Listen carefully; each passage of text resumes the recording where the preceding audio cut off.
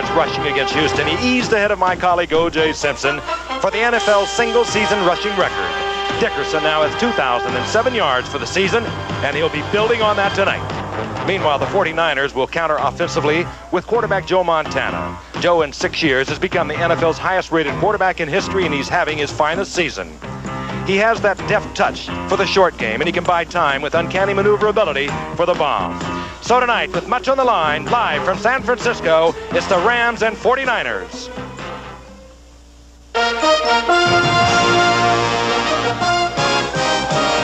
In San Francisco, it's sold out tonight, as well you might suspect. This ABC Sports exclusive is being brought to you by Nissan. We're changing our name from Datsun to Nissan, known for high-quality cars and trucks for 50 years. Datsun is now Nissan, and by light beer from Miller, everything you've always wanted in a beer and less. And by IBM and the growing family of IBM personal computers. And by RCA, from cameras to video recorders to full-spectrum televisions. RCA creates technology that excites the senses. Working with me tonight, Don Meredith and O.J. Simpson. A quick thought, guys. Don?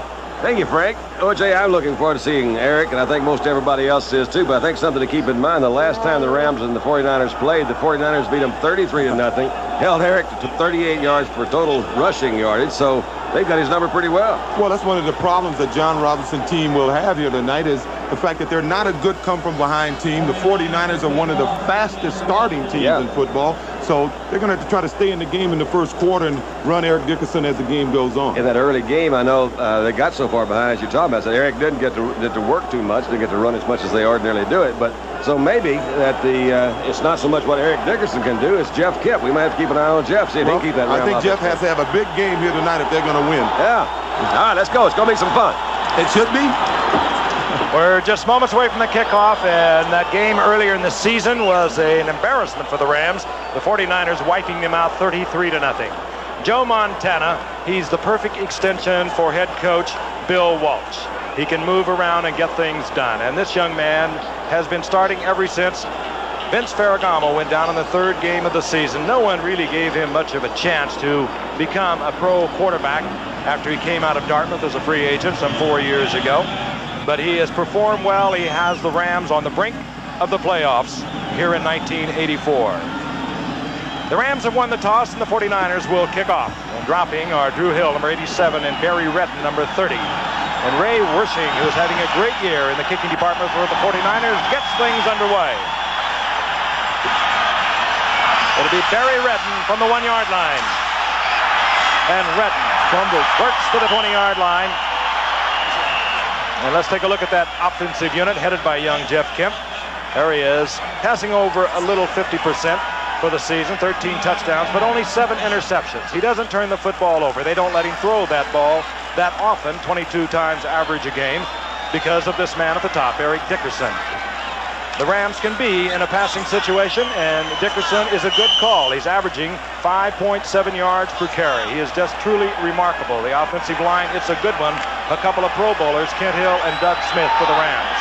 Rams 10-5, looking for a playoff spot tonight, and a victory will give them just that. The 49ers 14-1, looking for their 15th regular season victory, and that would be an NFL record.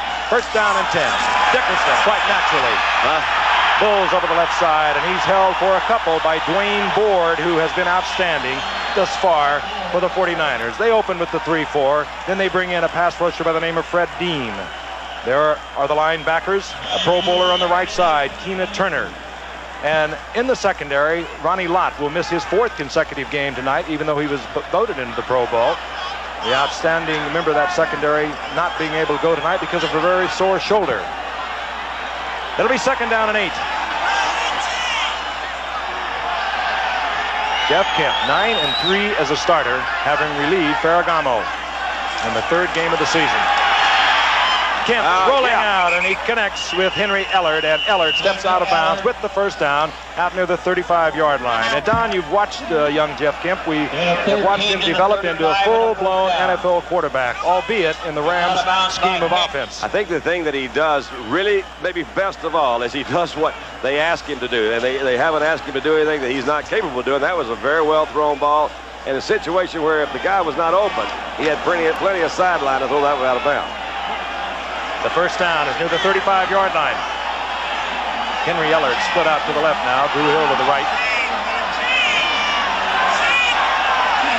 That's Gooman in motion. He usually is the lead blocker. Dickerson finds an opening on the left side, and he exploits that to the 40-yard line for a gain of 5, upended by Ricky Ellison. It'll be 2nd down and 5. And Vince Ferragamo actually hurt the index finger, tore a tendon in training camp. We watched him early in the season against Dallas. He was ineffectual there. In 2.5 games, he threw 8 interceptions. In the 3rd game, he broke a bone in his hand.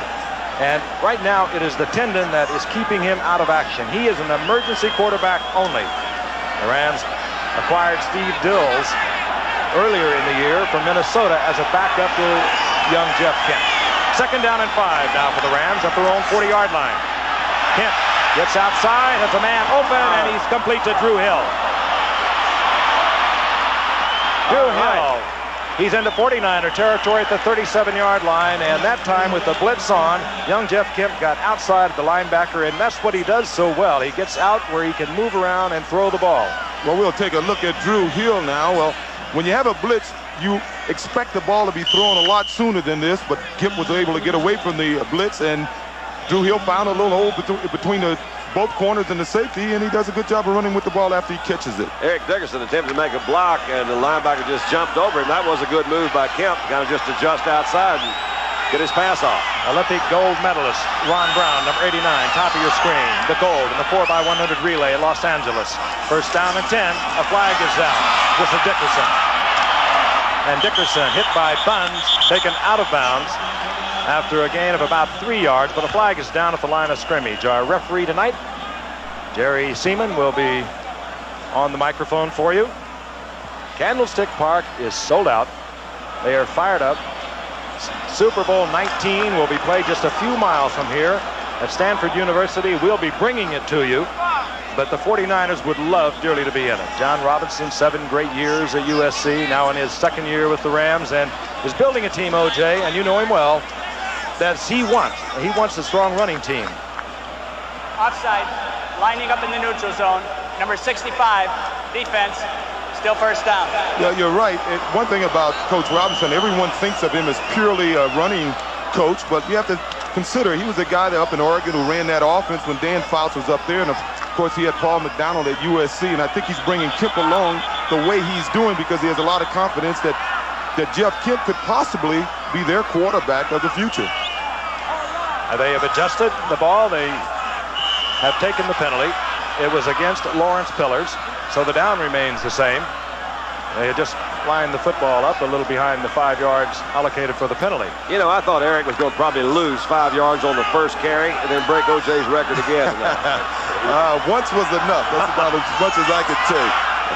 1st down and 5. The ball near the 33-yard line of the 49ers. We're just underway from Candlestick Park in San Francisco, and you're looking at Eric Dickerson, who pulls ahead. 1st down yardage, close to the 27-yard line, upended there by Carlton Williamson and Dan Buns. And an offensive genius, many say. A couple of great years at Stanford before arriving here. Prior to that, 8 years at Cincinnati as their offensive coordinator. But he, too, has built a team that is really an extension of himself. And he built it around a quarterback, Joe Montana, who is absolutely perfect for Bill Walsh. He rolls out, he can move around. He dinks here, dinks there. And last week, he started experimenting with the bomb, and he hit a couple of long passes. That's what the 49ers have been looking for. 1st and 10. Flag is down. Kemp is complete. Fires it out to Ron Brown, but the flag is down, usually in an area that will indicate holding. I tell you, face mask, they got it. Jeff Kemp has thrown every ball right on the nose tonight. It's a natural slip because most of you realize that Jeff Kemp is the son of Joanne Kemp and Congressman Jack Kemp, who are at the ball game tonight. Face mask, number 75, offense, 5-yard penalty, still 1st down. Herb Pankey over the left side, you'll see it. Fine offensive tackle. Big number 75, he gets the face mask on Dwayne Board. Got him coming off the ball. It was inadvertent. Appears as if he got his hand stuck in there, and there was not much he can do about it. It really hurts his team because this team needs to score first. The 49ers like to knock you out early in the game and get you playing catch up. They can get in a pass situation, though, and still go with Dickerson. They're 1st down and 15. And that's what they do. Look at him slip the tackle. He ordinarily would have been in there for a loss by Tuiasa Sopa, who came through, but Dickerson was able to work it for about a 2-yard pickup. Jack Youngblood, we were told, would probably not play, maybe not even suit up. He broke a string of 201 consecutive games played a week ago when, because of a sciatic nerve condition, he couldn't play, but he is going to go tonight. He's that kind of player. He must have been in bad shape last week not to play. If you recall back a few years ago when he had that fractured leg, he still played in a football game. He must have been hurting last week. I've always questioned his judgment since then. Admired his character, questioned his judgment. And Jeff Kemp, we have seen it so often, but the Rams are at the 49ers 30-yard line. They do not want to make a mistake. They have a 2nd down and 13, and that's what it'll be when we come back. I spoke at his sports award banquet dinner when he was in high school some 8 years ago at Churchill Falls in Bethesda, Maryland. And there he is. I'm watching him, calling his game. He has the Rams on the brink of a playoff position. And right now he looks over a 2nd down and long situation. The 4 men down are in for the 49ers. That means Fred Dean, pass rushing specialist, bottom of your screen, 74, will put the pressure on. And they come with Dickerson, as they often do, on pass situation. And that's why Dickerson got away from a 49er right at the line of scrimmage, gets inside the 25 to about the 24-yard line. It still will remain a long yardage situation, 3rd down and about 7. And that's why it's very important that the Rams get positive yards and no penalties on 1st down. They want to pound this 49ers defensive team. The Rams are bigger on their offensive line than the 49ers are on their defensive line. They don't want Fred Dean in the football game, so it's important that they can get the lead here and stay close in the 1st quarter and try to beat the 49ers up and take advantage of them with Dickerson late in the football game. 49ers out of their 4-man front. They bring in their zone prevent defense. 3rd down, long situation for Jeff Kemp.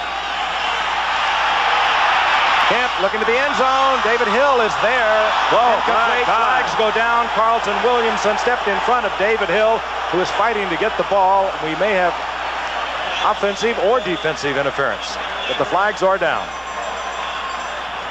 Well, again, there we go. It'll work against David Hill, who is struggling to get out to the ball. They don't use David Hill much deep. It was kind of a surprise move. Here it is again. You see number 27 is Carlton Williamson trying to cover him. Hill literally had him beat.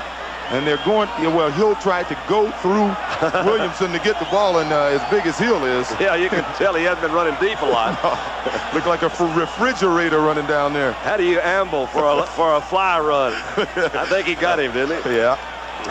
Had Jeff Kemp released that ball, put some smoke on Pass it. interference, number 81, offense, penalty decline.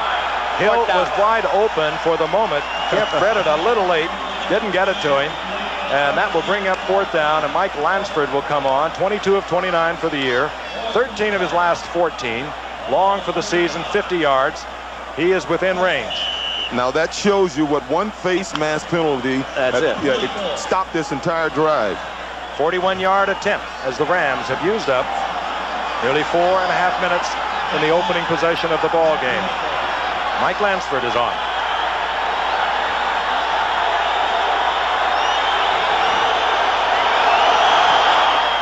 Looking good.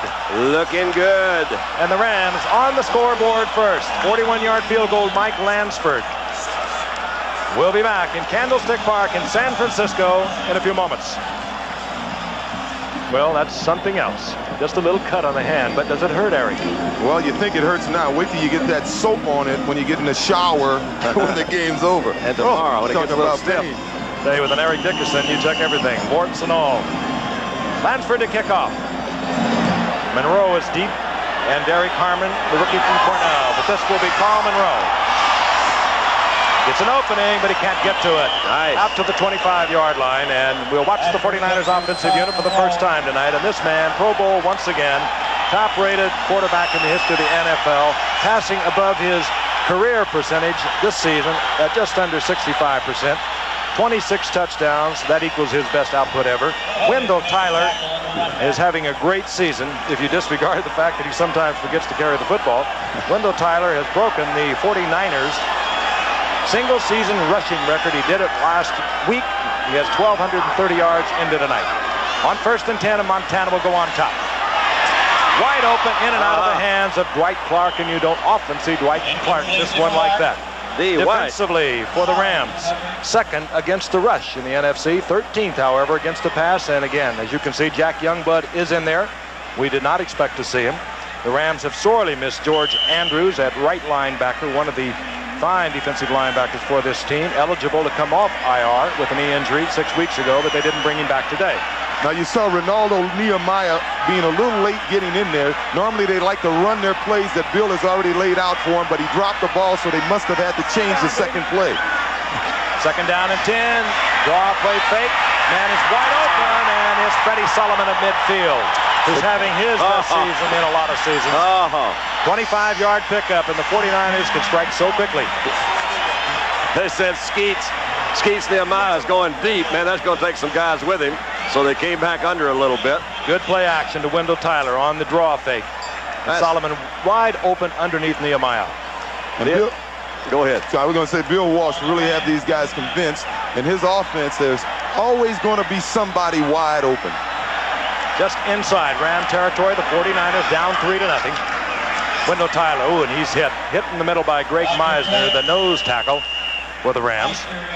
And the Rams have got on the scoreboard first, and it's kind of an unusual statistic with the 49ers. In 13 of their previous games, and they are 14-1, they were the team that scored first. And you mentioned something, OJ, during our commercial break. They're a different team when the other team scores against them. Well, they believe they should be on that scoreboard first, and Bill Walsh's history is always, even at Stanford, that they're big in the first quarter. And flags go down. Like Randy Cross may have adjusted his stance. False start prior to the snap. Number 51. Yep. Offense, still 2nd down. Randy Cross, and that will back the 49ers up 5 yards. And keep in mind what that did to the offensive drive of the Rams, that face mask. They had a 1st and 5 face mask, and they wound up with the 1st and 15 and had to settle for 3 points. Of course, Bill's offense is more suited to trying to get these 15 yards than John Robinson in his Rams system. 2nd down, 15. The ball just inside the 49ers 46.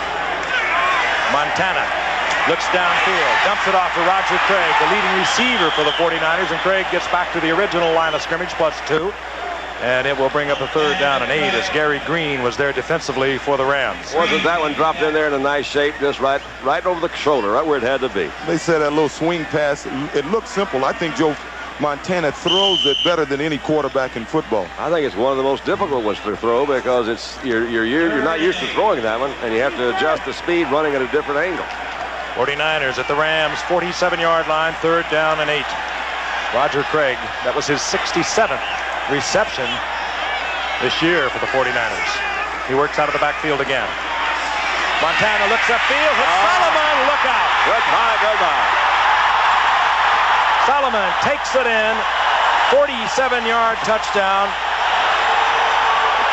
I think that should be some type of flag there. For Solomon, his 10th touchdown of the season. He's having a superb year, and this is 10th season.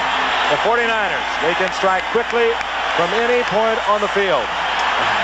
It was at least elephant okay, I'll tell you that, because he hit him right on the nose. Look at that throw. As you can see, it looked like Solomon was trying to run an out pattern, and because the defense had shifted over there, he had the option to run it to a post, and he got open. But many of the 49ers pass patterns give the receiver the option. For the conversion, Ray Wersching.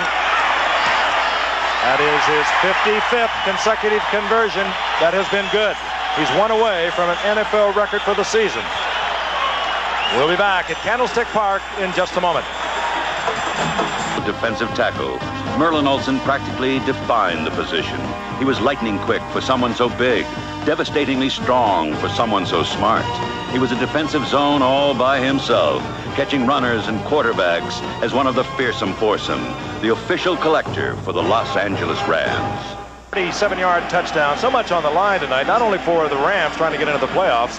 The Rams will clinch that spot tonight, and if the Rams win, the Giants could clinch the other spot with a win over the Saints tomorrow afternoon. And if the Rams lose tonight, the teams which would benefit the most are the course, the Cowboys and the Redskins. The Cowboys would then be able to clinch a wild card spot with a victory at Miami on Monday, and the Redskins would be virtually assured of at least a wild card spot. They'd have to lose to the Cardinals by something like 50 points. What in the world was this? The ball fell right as Ray Wilson. Just as he was approaching it. I know they're going to bring that back. That's what you call a whiff. It was Bill Ring hustling down there, however, to cover it.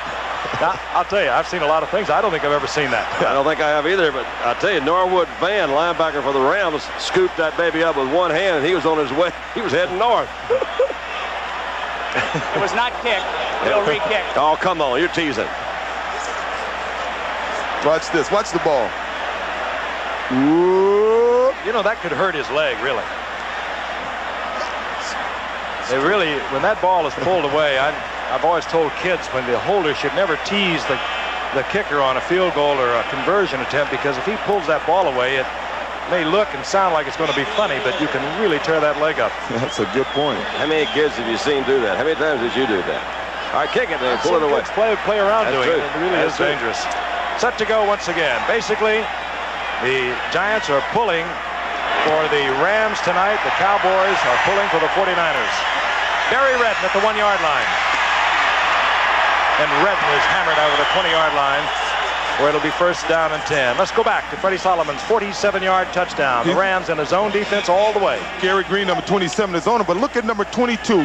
He got sucked over. Normally, Nolan Cromwell would have been playing that position. He's an all-pro. He got sucked over. Freddie got into his area, caught the ball, and was unable to outrun the rest of the defenders. Well, that's Vinnie Newsom. He's just in his second year out of Washington.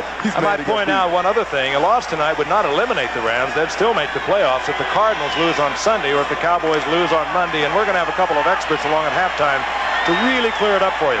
I'm looking forward to that because it is a little confusing. First and 10 Rams. They're down 7-3.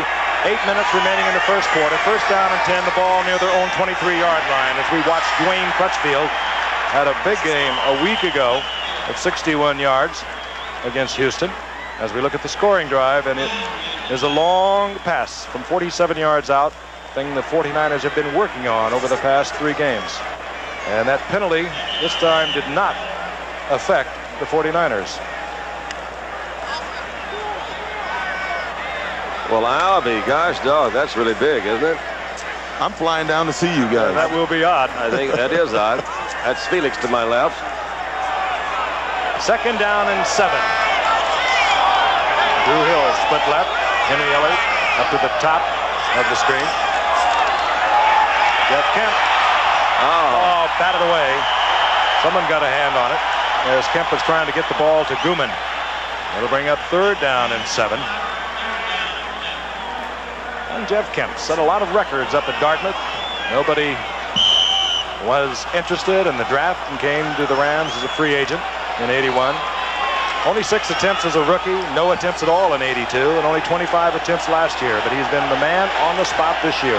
And I hope we get an opportunity to see him throw an up pattern because he has a strong arm. Ronnie Lott has come in the game defensively for the 49ers as they have the pass situation. It's a Dickerson, a draw play, however, sniffed out by the 49ers, and it was a good defensive play by Jeff Stover over in the left side. Fourth down, and the Rams will have to punt. Actually, that was Fred Dean dropping back in sort of a spy situation. He came across the middle, and he really tagged him. That was in that passing situation where he tricked him. He didn't rush the passer that time, did he? Fell back like a linebacker. Dana McLemore, he is a dangerous return man. Had a 79-yard touchdown. That was against the Giants earlier in the season. John Misko on the long snap count. They'll try to pull the 49ers off sides, and they're not buying that. Misko, he's not having a good year. That doesn't turn over. It's short. Here's McLemore. And McLemore gives the 49ers good field position near their 43-yard line. Norwood Van hustling down there to make the stop. The 49ers, the Joe Montana, who has just broken his single-season record with his 27th touchdown passer on the field. Don Meredith and O.J. Simpson are watching the Rams and the 49ers. 6:16 remains in the first quarter. San Francisco on top 7-3, and they have a first and 10 just outside their 42-yard line. Ronaldo Nehemiah split to the right. Montana looks to Dwight Clark. And a good move by Clark inside. First down to the 42-yard line of the Rams. And boy, it's good to see Dwight Clark back. He tore that knee up in our game a year ago. Had ligament surgery. We saw him earlier in the year, OJ. He was so tentative, but he is really back, and he is back to what we used to remember Dwight Clark as. Look at that little look over his corner. You see me? A little look over his shoulder. Doesn't remind you of David Parks, you know, the old 49er receiver those years ago, ran with the ball so well after he caught it. David's living in Dallas now. Play action again by Montana. Looks out of the flat. He finds Roger Craig. Good move by Craig, and Craig hammers all the way inside the 35 to the 31. He got a terrific block by Wendell Tyler. First down, 49ers. Now let's watch Wendell Tyler. You'll see they're going to throw the ball to the guy that they fake it to, Roger Craig. Beautifully designed play. Now watch Wendell Tyler get Jim Collins. Oh, take that, ex-teammate. Their pass patterns look a little bit different than the Rams, don't they? The Rams go out about 10, 12 yards and turn around. These guys are going everywhere. Wendell Tyler, of course, came to the 49ers from the Rams last year and had a superb season, over 1,200 yards rushing for the 49ers. They love to play against their former teammates. Roger Craig, left side. Down he goes in the arms of Jim Collins. You know, Wendell has never really had a big game against the Rams since he's come up here. He's had big games against other teams, but against his old teammates, he's not done that well. Averaged about 2 yards a carry.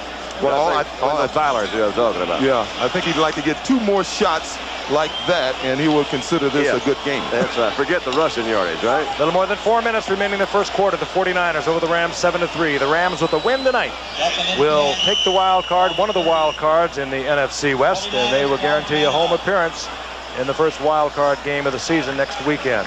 And a lot is on the line for the Giants who are watching, and the Cowboys, and the Cardinals, and the Redskins. There's Eric. Spaceman. We'll be back. And of course, we'll have to wait and see how important that game is going to be. I got a feeling it's going to be a good one, no matter what. Dallas needs to get themselves kind of in shape. Miami certainly needs to get back on track. They've got their playoff spot already settled. Montana is 5 of 6, 105 yards and 1 touchdown thus far with 4:24 remaining in the first quarter. He looks over second down and 9. Oh, nice pickup. Wide open, downfield. Montana picks up the receiver. He does it so well. He looks to the prime receiver. If he's covered, well, he checks off. That time he connects with Dwight Clark, and Clark will have another 49er first down. There was such a nice block by John Ayers that time. He came out.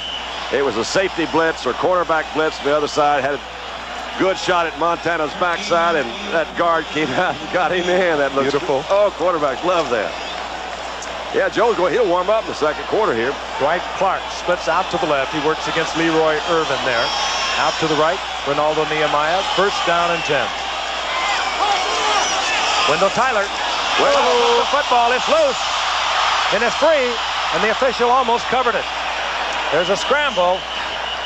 And the 49ers get it back, but that is Wendell Tyler's 12th fumble of this season. And I tell you, he is a great athlete, a great running back, but he really frightens you. You see Big John Ayers. I mean, John may be a little upset that he's one of the few 49er offensive linemen that didn't make the Pro Bowl this year, because he's doing a good job here. As you can see, Wendell, he looked as if he never put the ball away.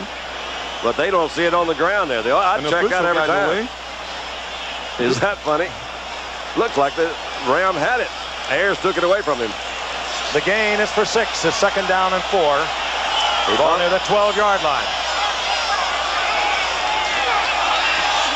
Montana underneath, connects to the tight end, Earl Cooper, and that's what you're hearing from the sellout crowd as the 49ers will have a first down, goal to go, and Bill Walsh checks that clipboard. He has a string of plays on there that he is going to run in almost any situation. He wants to get them all out and see what's happening. Earl Cooper's his 5th year out of Rice, and he's a guy running back in college. Great big guy. He's one of these athletes, kind of like Todd Christensen, is also a running back. We got to find a place this guy to play. First down, goal to go. The ball inside the 5-yard line. Russ Francis checks in, another tight end for the 49ers. Roger Craig, left side. Craig hammering down to the 2-yard line. Boy, and what a find this youngster was when he came up as a rookie a year ago. A second-round draft pick, but they never dreamed he'd do what he did. 725 yards, 48 receptions, and this year he's just adding more to it. They got Wendell Tyler last year from the Rams, and they got Roger Craig, and that changed the whole dimension of their offense. I think Roger Craig is probably the most underrated member of this offensive unit. Not only does he run hard in situations like this, but he's one of the better broken field runners in the league. And he blocks. Second down, goal to go. Craig, left side. He's stacked up short. It'll be third down, goal to go. The Rams are tough defensively against the run. Where you hurt them is through the air. The 49ers are not that good inside the 20. I saw a stat on that. Of course, they're good most everywhere, but they're not as good as some other teams as putting that ball in the end zone when they get inside the 20. But they put so many balls in the end zone outside the 20. You're right. I knew when I got into that one. Freddie Solomon do a few minutes ago. 49ers thus far, 125 yards passing, 9 yards rushing. Third down, goal to go. Montana rolling out, looking for the receiver, Cooper. And he finds Earl Cooper. Touchdown, 49ers. Play action, froze. The Rams, they were expecting the surge up the middle, and Montana, he hides it so well. Cooper was just able to get off the line of scrimmage. He was almost held up. The 49ers extend their lead with 58 seconds remaining in the first quarter.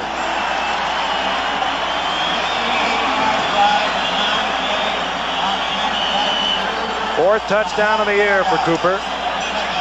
And Wersching is on this to tie the NFL record of 56 consecutive field goals in a single season. I even know who has that. Old Cowboy, teammate of yours, Don. And he just did. Danny Villanueva, 1966. The 49ers lead 14-3.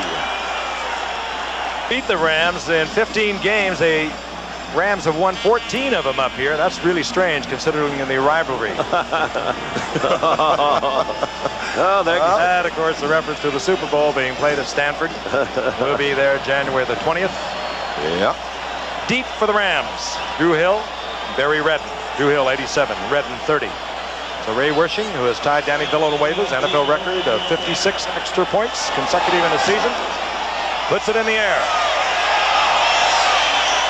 And here comes Barry Redden.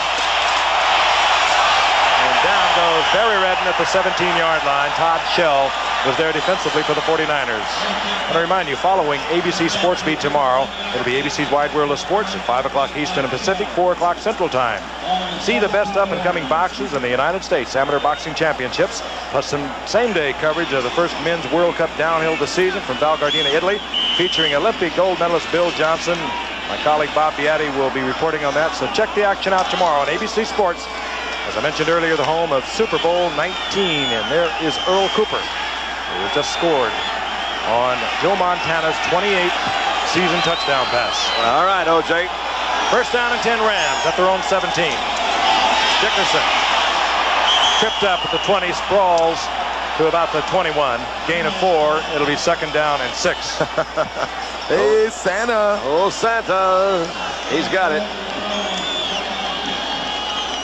Well, what we were saying at the top of the show, O.J., is that if they get very far behind, it might put Eric Dickerson in the same or a similar position than he was the 9th week of this season when they beat him 33-0. Didn't get to run very much. In that game, Dickerson only gained 38 yards. The 49ers jumped out quickly to a 21-0 lead, and they never were even in it, the Rams. Dickerson, second down and 6, and he bobbles the ball. And only 49ers are there.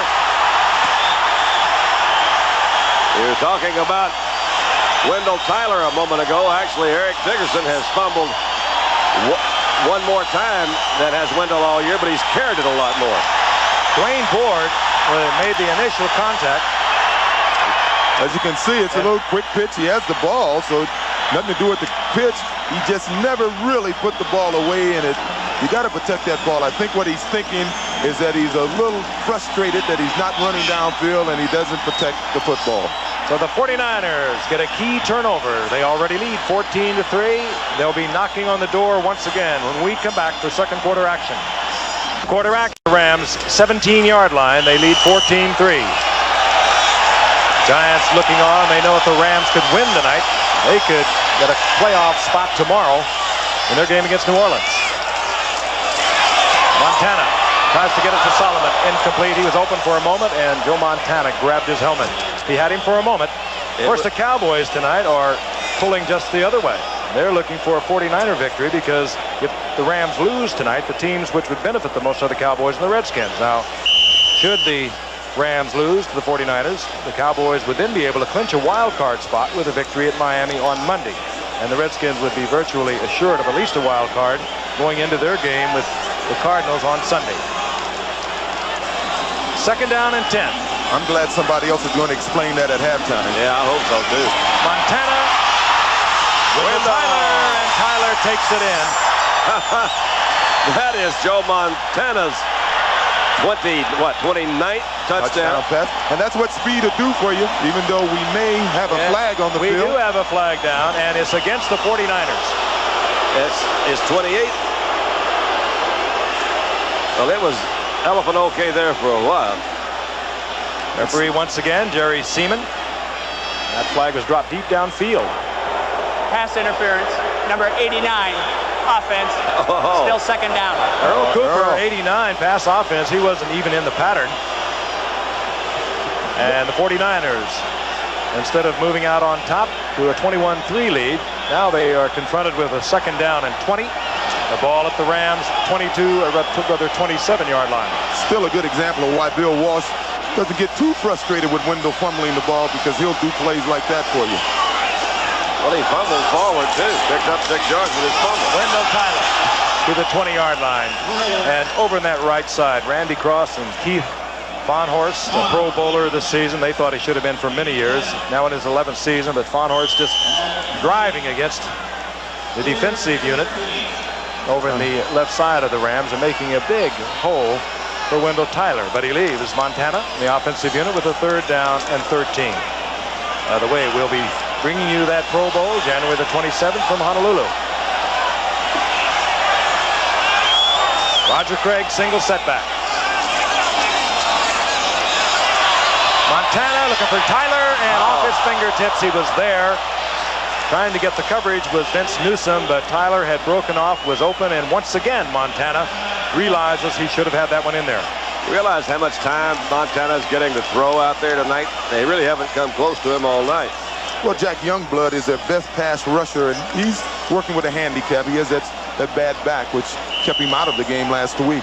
Great year for Ray Wersching. A lot of complaints here in the 49er area that he should have been the Pro Bowl kicker rather than Jan Stenerud. Wersching, 24 of 33, set a career high record for himself early in the season. Lifts from 38 yards. He is now 25 of 34 on the season, the leading scorer in the NFL, Ray Wersching, and the 49ers are pouring it on. Francisco, the weather has been beautiful here for the past few days. I'd like to point out a Ram loss tonight would not eliminate the Rams. They'll still make the playoffs if the Cardinals should lose on Sunday to Washington, or if the Cowboys lose on Monday. So things aren't that desperate, but they'd like to end it tonight, but they are in trouble. Ray Wersching puts it in the air, and Barry Redden takes it at the 6. And Redden out over the 30-yard line, where it'll be 1st and 10 for the Rams. And again, we'll have some experts in to comment on the playoff situation. At halftime, we'll be presenting ABC's Wide World of Sports Athlete of the Year. And of course, controversy continues to reign supreme in the Philadelphia area, with the threat of the Philadelphia Eagles perhaps moving on to Phoenix. We'll be discussing that and updating you on that situation. You're gonna love halftime tonight. This is a good one. I'm looking forward to it. Rams, they are not a comeback team, and they trail 17-3. Their job is cut out for them. They have a 1st and 10. The ball just out over their 30-yard line. Flags once again. False start. And movement again, I think, on the part of the Rams offensive line. False start prior to the snap. Number 72, offense, still 1st down. This time it was Pro Bowler Kent Hill on the left side who moved prematurely. Kent Hill will go to the Pro Bowl along with Doug Smith. The voting conducted by the players and the coaches in the NFL. You always hear a little bit of grumbling. 49ers felt that Eric Wright, their cornerback, is having a great year, should have gone. Ronnie Lott said, I don't want to go. I'll let him go. The NFL said, if you can play, you're going, Ronnie Lott. First and 15. Dickerson drops it again. It's free. The Rams, however, covered. Yeah, I hope they did anyway, for the Rams' sake. I think what's happening, as I said earlier, Eric is getting a little frustrated. He's trying to make something happen, and when you're trying to a little too hard, you find things like this will happen to you. As you can see, he never put the ball away. He's just trying a little too hard at this point. We made light of an injury of his hand. I don't assume that has anything to do. We didn't get a report there, but maybe his right hand. He had it in his right hand and dropped it. Loss of a couple on that. It'll be second down and 17. Dickerson now has been held to 25 yards in 9 attempts. As each yard that he negotiates adds to his single-season rushing record. Oh, if Houston could play defense. Like the 49ers. Ifs and buts were canned in nuts. It'd still be in the record book. Jeff Kemp under a lot of pressure. He can do that well. Good athlete. Wide open downfield. It's Ron Brown who worked his way into an open area. Yeah, that's Jeff fun. Kemp bought some time getting away from the 49ers rush and then looked like he might be going to turn it upfield. That uncovered Ron Brown. First down for the Rams inside the 43 of the 49ers. I don't care what anybody says. He's trying to throw this ball to Eric Dickerson, and Ron Brown, I think, surprised him. Watch this. You'll see Eric Dickerson going down the sideline. This is something Jeff Kemp does well, scramble. Eric thought he overthrew him. That's funny territory deep downfield for Eric Dickerson. He usually has the ball in his hand when he gets into that area. First down Rams. They need a big one. Newman in motion. He's got him. Wide open. Ron Brown was wide open in the gap. And in between Eric Wright and the cornerback on the right side, and just overthrown. He had Jeff Fuller over there playing corner. He broke so quickly. He was really wide open there. Well, the safety had deep zone, and he's given Ron Brown maybe, well, I wouldn't even say maybe, I think probably the fastest man in the NFL. You have to give him some room. Ron Brown was a good football player as well as an Olympic gold medalist this past summer in the 4x100 in Los Angeles. He played at Arizona State 3 years as a defensive back. Dickerson. There's Eric. There's Eric. Eric the Great. There's Eric. And Dickerson. Is that pretty? About the 27-yard line. First down Rams. Dwight Hicks took him out of bounds. Oh boy, you want to see one of the greatest ever. Watch this. He goes through the hole, and his way is so dangerous because you just can't arm tackle this man. Now you'll see an all-pro safety comes up. Carlton Williamson, he just stiff arms him away. Another all-pro right there, Dwight Hicks, he just stiff arms him away. You know, I wasn't going to bring it up, but he came in tonight, OJ, needing 104 yards to eclipse your season's record for combined yardage, receiving and rushing. OJ doesn't care about records. Yeah. First and 10 Rams. Dickerson. Dickerson doing his thing back against the grain. He does it as well as anyone I've ever seen, OJ. Yes, and as you can see, that their whole system is geared to that. And Dickerson, I talked to him today, and he said the one thing he looks for when he gets the ball is the secondary guys rushing to the outside so he can cut behind them. He has so much speed, they know they have to get out there, so he takes advantage of that and cuts back.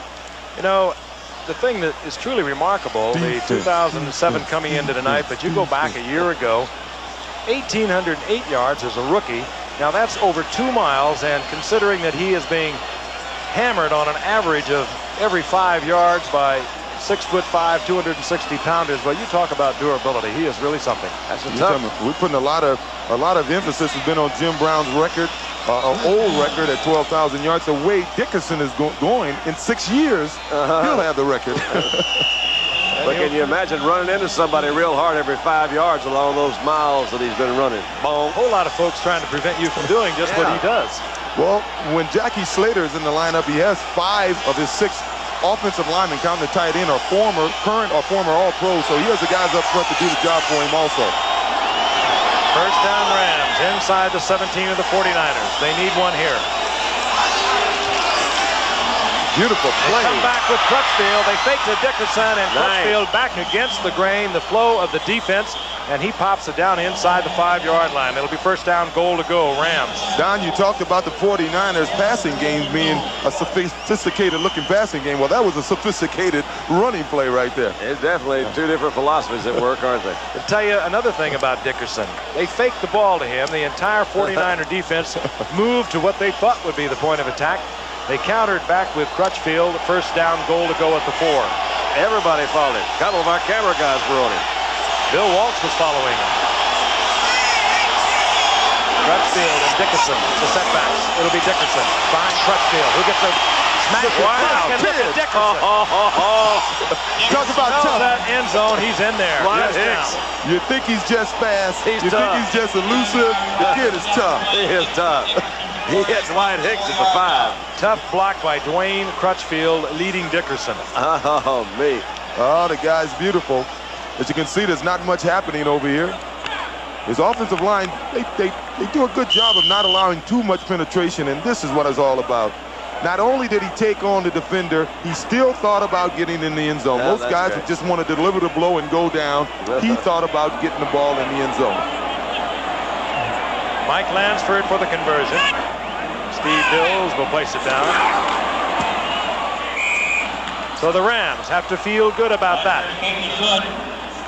And they draw closer. They trail San Francisco 17-10. We'll be back in San Francisco in a moment. And he is so tough when he's down near the goal line. Eric Dickerson now with 55 yards on the night. Deep for the 49ers. Carl Monroe, number 32. Only 5'8". They're guessing. They're trying to confuse Mike Lansford. The 49ers want Carl Monroe to get the football. And now they'll split up.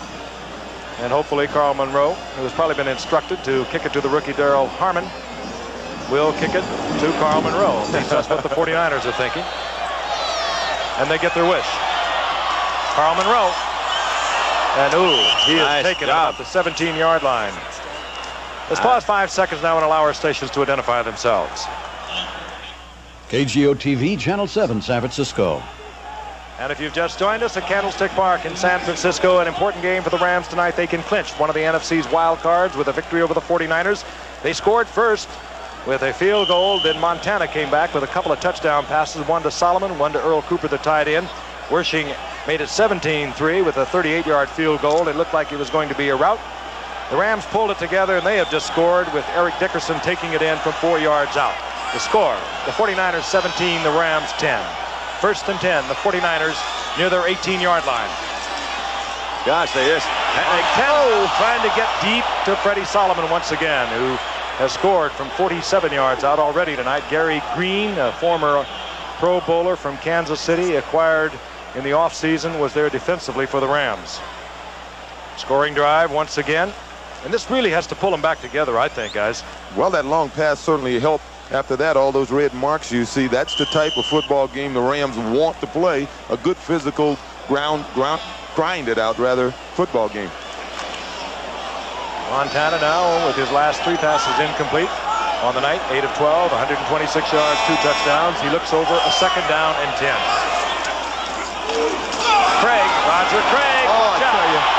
And Johnny Johnson tries to make the save, but Craig crumbles down the sidelines for a first down at the 40-yard line. And I'll tell you, Roger Craig and Wendell Tyler as a tandem in there can do so many things for you. Take a look at this kid.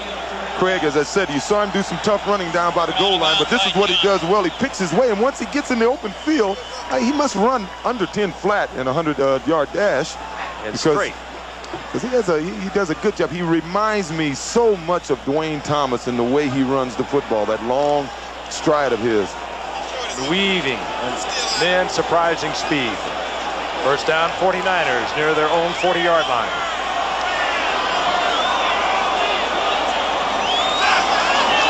Montana back again, looks downfield, dumps it to Craig.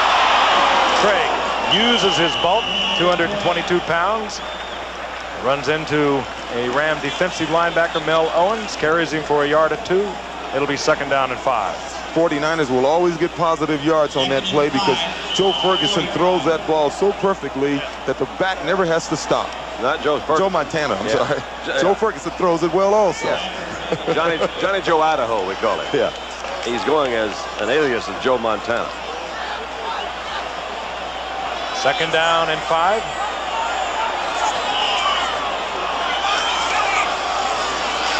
Boom. Tyler, and he's piled up. He'll lose a couple of yards. Charlie DeJournay defensively.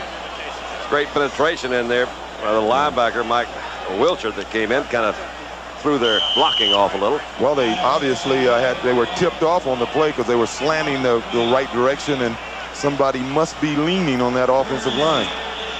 Third down and 8. Loss on the play. Look at that average, 64% on 3rd and 8 for the 49ers and 34% average for the NFL. These guys are hot. They should try to stay in 3rd and 8 situations.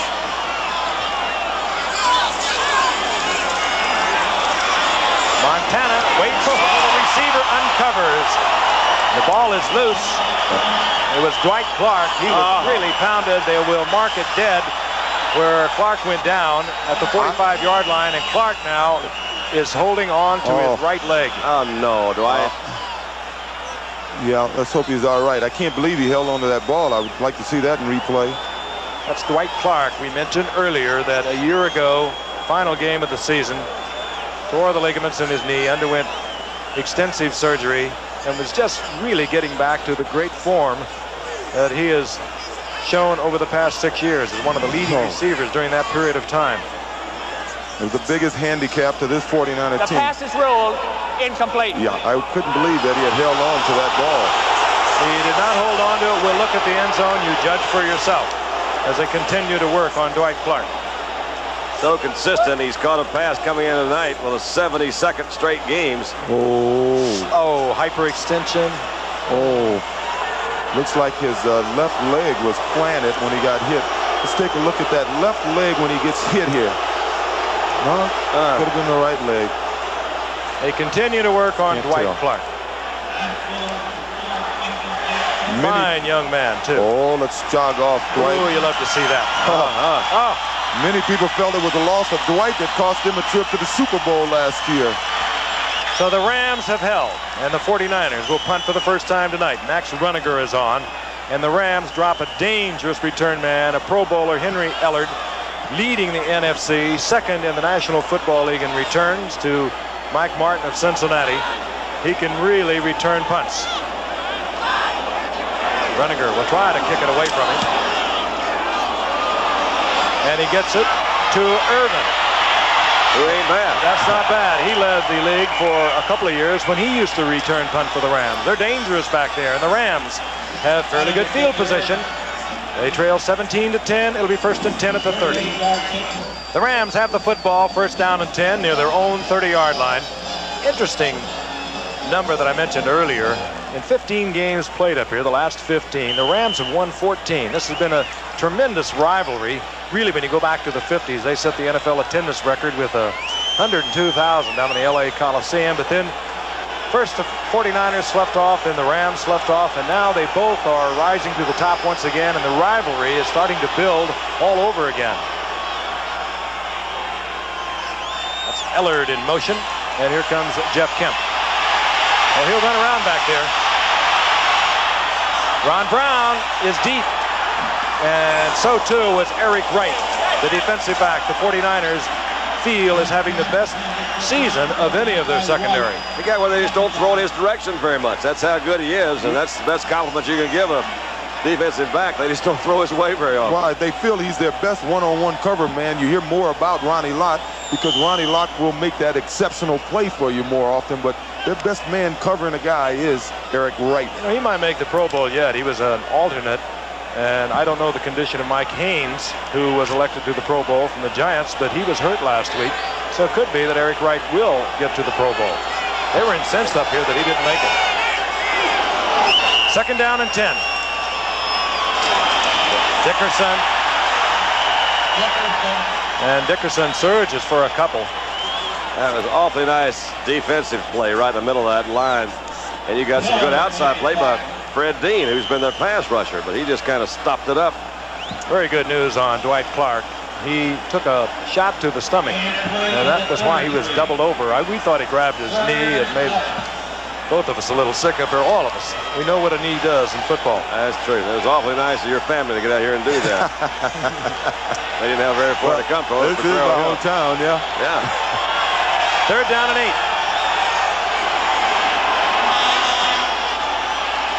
Kemp back. Looking for David Hill.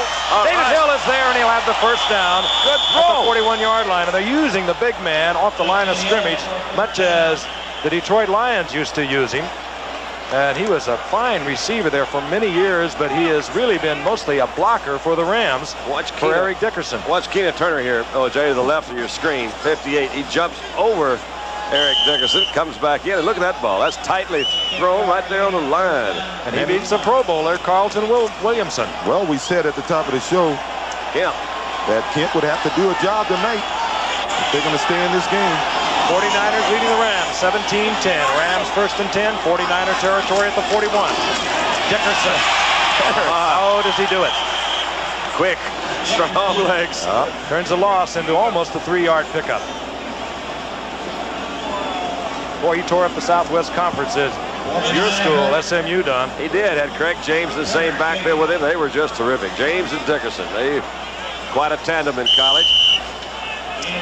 Over 4,400 yards. Craig is finally beginning to do a good job up there in New England for Coach Raymond Berry. That's right. He's had some big games the second half of the season.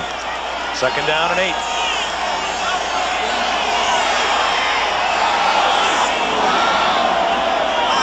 Newman in motion. Play action to Dickerson. Jeff Kemp running for his life, and there's Fred Dean chasing him. And Jeff Kemp short of the first down, and there's going to be a late hit, I do believe. Kemp went out of bounds, and the flag followed him. Well, Personal foul against the 49ers. That will be a Ram first down. let's take a look at the hit. The question is, was he out of bounds, or was he intending to go out of bounds?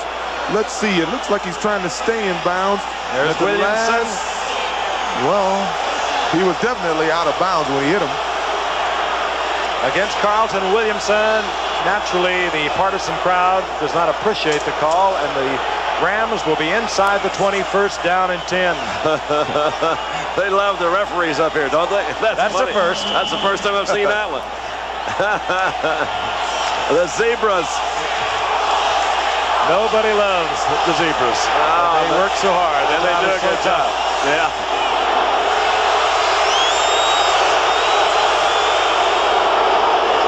On 1st and 10. Crutchfield. And the former Jet, former Houston Oiler, hammers for about 4 to the 15-yard line.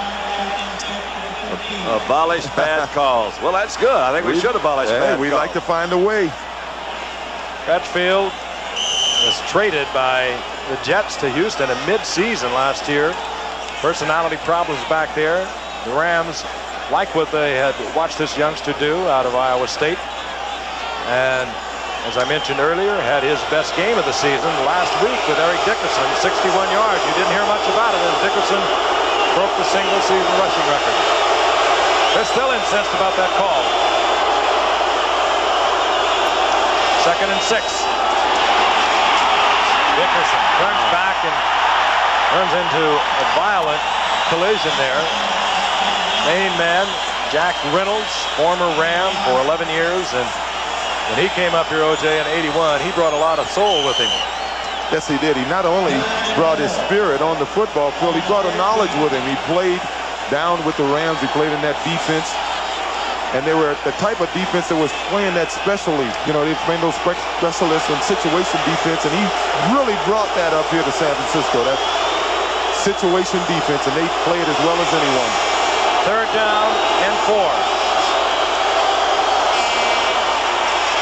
Kemp getting outside of Buns. Fires into the end zone looking for Dave Hill. Carlton Williamson was all over him, but Jeff Kemp really had no option. He had to let it go, and he threw it well and avoided the interception. He gave Hill an impossible, but yet an opportunity to catch the ball, but he did avoid the interception, and we'll see the field goal unit. Tell you, if the Rams can keep this game close, they'll wear down this 49er defense, and in the 4th quarter, if they're in the football game, I think they'll be I would have to say they'll be favored to win it because they wear teams down, and Eric Dickerson averages over 8 yards a carry in the fourth quarter. Now, that is an amazing stat. I can't believe that. This is Mike Lansford to bring it to within 4 from 30 yards out.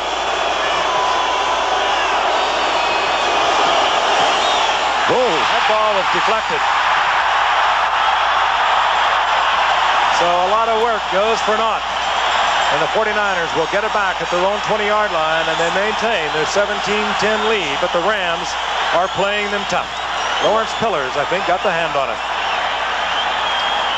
And the two marks, Mark Duper and Mark Clayton.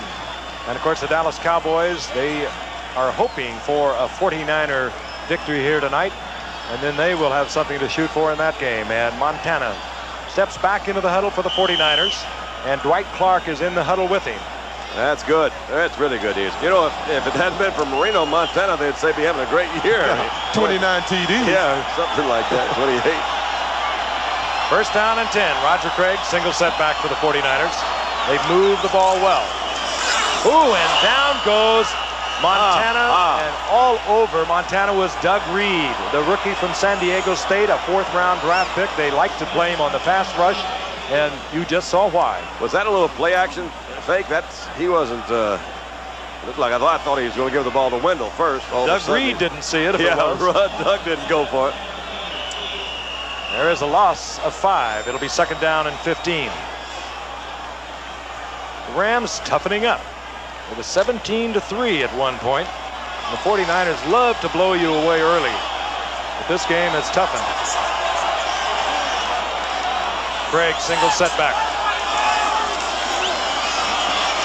Montana. And Montana gets a downfield. Good defensive play by Gary Green. You saw why he was all-pro several times at Kansas City as he timed it beautifully just as the ball arrived to Freddie Solomon. Well, let's take a look at the end of this play. But it appears as if the Rams are beginning to time up these 49er receivers. And the only way, perfect timing, he may have gotten there a fraction too soon. I think he got there a fraction too soon. That's perfect timing if they don't call it. Yeah.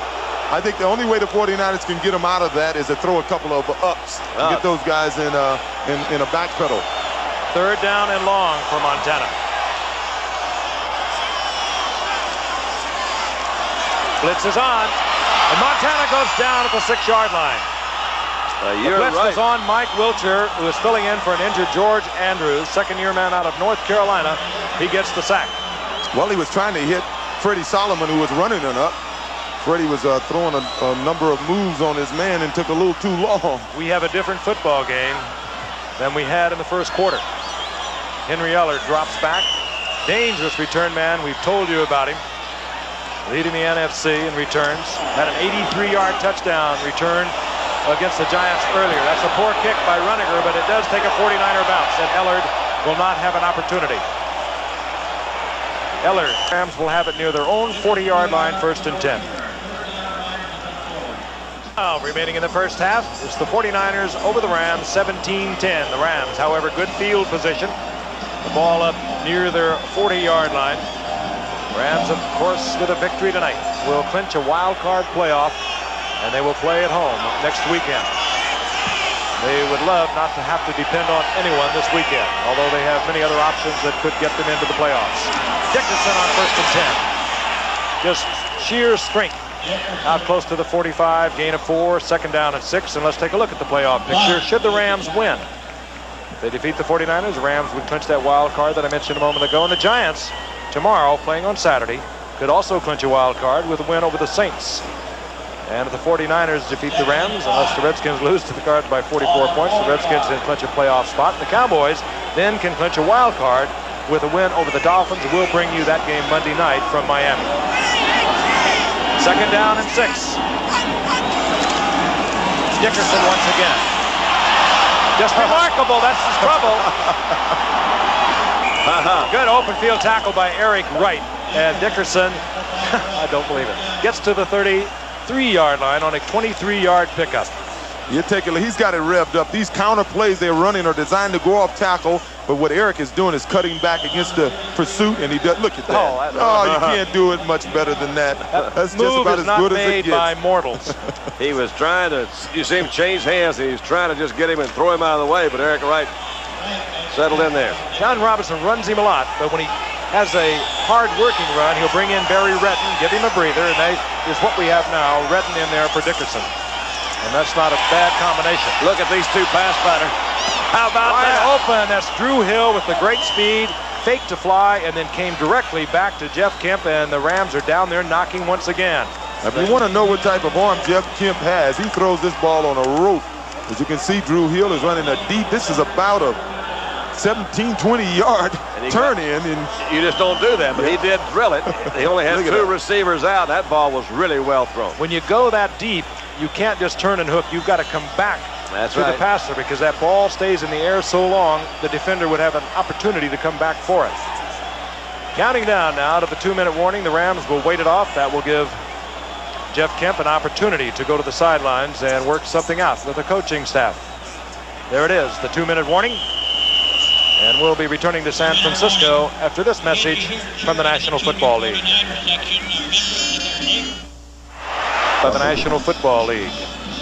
Jeff Kemp on the sideline. His mother, Joanne, his father, Congressman Jack Kemp, are here in the stadium tonight. Jack Kemp, a former teammate of mine with the Giants. and mine with the Bills. You with the Bills, later with the Chargers. And I'll tell you, it didn't fall far from the tree because I guess you could say it trickled down to this youngster, Jeff Kemp. You know, his dad came into the league pretty much the same way. Backup quarterback, had to work his way on the team and became the AFL's Player of the Year one year in the mid-60s. 2 minutes remaining in the first half. Rams down 17-10 in a game that could put them in the playoffs if they could win. They have a 1st and 10. They're at the 17-yard line of the 49ers. Dickerson, fake reverse. Gosh almighty, look at him run. They would have. If he had given it to him, So he would have scored. He would have. Henry Ellard had one guy to beat over there, and he had a blocker. Of course, the blocker was Jeff Kemp. I've seen quarterbacks make a few good blocks. That worked too well. What it is designed to do is to get the defense flowing with Dickerson. We saw it earlier on a play to Dwayne Crutchfield that carried for about 10 inside the 5. At that time, if they would have handed the reverse off, it would have maybe been 6. You'd have thought they would have done that the first time they tried it. 2nd down and 8. Dickerson. And just taken down. Good tackle. Carlton Williamson. One of the reasons Williamson will go to the Pro Bowl. Tough to bring Dickerson down. Open field. Short of the 1st down. You're going to see him get behind Kent Hill. I think at this stage, maybe the best pulling guard. Actually, that's the tackle Pankey that came around. Yeah. But I was going to say Kent Hill, I think, is the best pulling guard in football today. With all due respect to you, Reggie McKenzie, guy's a little younger. One of the reasons this guy is getting all the yards that he's Less getting than an 1 excellent minute. offensive line. Less than 1 minute remaining in the half. Rams with a pair of timeouts. Oh, boy. 3rd down and short, and there's movement. That's Bill Bain. That hurt him right there. Bill Bain on the right side is having a great year. He really is. False start. Prior to the snap, number 62, offense, still 3rd down. That's Coach Robinson's pick is the guy who's made the biggest contribution to the team is Bill Bain. Well, he's a credit to perseverance, too, Don. That's right.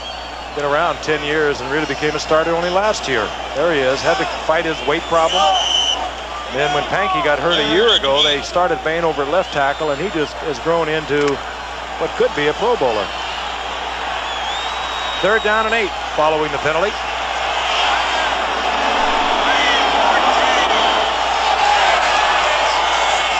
David Hill in motion. Dickerson will follow it. The 49ers, fine defensive play. Dwight Hicks up there at the bottom of that pile, but he had a lot of help from his friends. But he was up there first, you're right. Hicks came in there and made that initial contact. Once again, it's the penalties. There was a face mask penalty earlier that stopped them on the drive, and this time an offside penalty that stopped this drive. Mike Lansford comes on. I think we'll see a timeout called by the Rams as they'll let it tick down so the 49ers will have little or no time remaining following the kickoff. So Jeff Kemp, who is the holder, calls timeout. Today, an unusual thing happened. O.J. Simpson talked to the man that broke his single-season rushing record this year. Who could that be but Dickerson?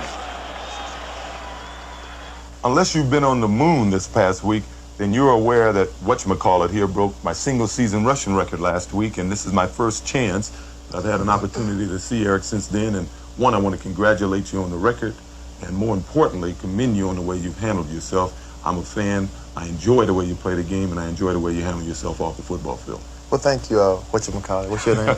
I really appreciate that because, I think you're a great football player, and it was great, chasing your record and getting all the publicity behind you, and I really thank you for all the advice you gave me. That's cute, O.J. That was kind of sweet. You guys like each other. Well, whatchamacallit is not a bad guy. He's not a bad guy. Will he be bad? He only needs a few more yards, O.J., and he'll break your NFL record for combined yardage receiving and rushing. As a matter of fact, he needs 8 yards. So, whatchamacallit is about to nail whatchamacallit once again. He's about to make me a whatchamacallit. What's his name? I want to remind you at halftime, as the Rams prepare for a 28-yard field goal, we are going to be clearing up the playoff picture as best we can with a pair of experts. We're going to present the Wide World of Sports Athlete of the Year. Look into the ramifications of the happenings today in the Philadelphia Eagles' potential move to Phoenix. Lansford, this time drilling it through the uprights. And that's the end of the first half, and the Rams have drawn to within 4. They have played tough football here in the second half. Stick around now for our halftime activities you're going to enjoy. Has commissioned 2 experts to tie together the loose threads. The first, a man who has done exhaustive research, even to the point of spending this whole day in our tape truck closely examining the competitive prospects of all the teams involved. Let's go directly to him now for his special report. Good evening. Thank you, and good evening. And I want to thank ABC for giving me the opportunity to bring you the real dope on the playoff situation in the NFC and the AFC. It brings me also memories of my days when I was a professional football player, something with which some of you folks may not be aware. Yes, I played professional football, and my position, I played tight end. In fact, for 2 years in a row, I was voted the tightest end in the league. I'll never forget playing my first game of the season. There I was sitting on the bench for three whole quarters, and the crowd was yelling, "We want Brooks! We want Brooks! We want!" And fourth quarter, the coach said, "Brooks." I said, "Yes, sir." He said, "Why don't you go up there and see what they want?" Well, anyway, I wanted to give you the real dope, and here I am. Here it is. But if the Rams lose tonight, it sets the stage for the Cowboys to clinch a wild card spot with a win over the Dolphins on Monday. In all cases, a loss to the Dolphins would mean a cancellation of Dallas. And if Dallas ever gets canceled, JR will probably shoot himself. Now, another thing. The Rams would clinch one spot and would host the NFC wild card game if they defeat the 49ers tonight. And if you've ever seen the Rams in the wild card game, Deuces Wild and Ace Jack, One-Eyed Jackson, One-Eyed halfbacks, everything. You never saw anything like it. Now let's jump down. Oh, incidentally, if Tampa wins tomorrow, that will be quite unusual because they're not scheduled to play till next year. And here's some more information I'm sure you'd be most interested in. That leaves a possibility. Oh, I forgot to tell you that with all the information I've already given you, leaves a possibility of some tie games, which we will go into later on. Right now, here's the AFC picture. The Broncos and the Seahawks meet tomorrow. The winner of that game will be the Western Division champion and will host the Central Division in a playoff game on the weekend after Christmas. My true love gave to me 2 bottles of scotch and a partridge in a bush and a bird. But excuse me, I get carried away at Christmas time. The loser of that game will play against the Raiders of the Lost Ark in a wild card game. If the Broncos beat the Seahawks and the Raiders beat the Steelers, then the Raiders will host the Seahawks in the wild card game. Otherwise, the Raiders will play on the road. And my friends, with traffic the way it is on the road today, somebody could get hurt, especially. And now, if the Broncos defeat the Seahawks, then the Dolphins would have to win against the Cowboys to assure them of the ultimate home field advantage. Not only that, but they get to play in Miami. So don't call us, please, for the toll-free number. Operators are not standing by. Film at 11.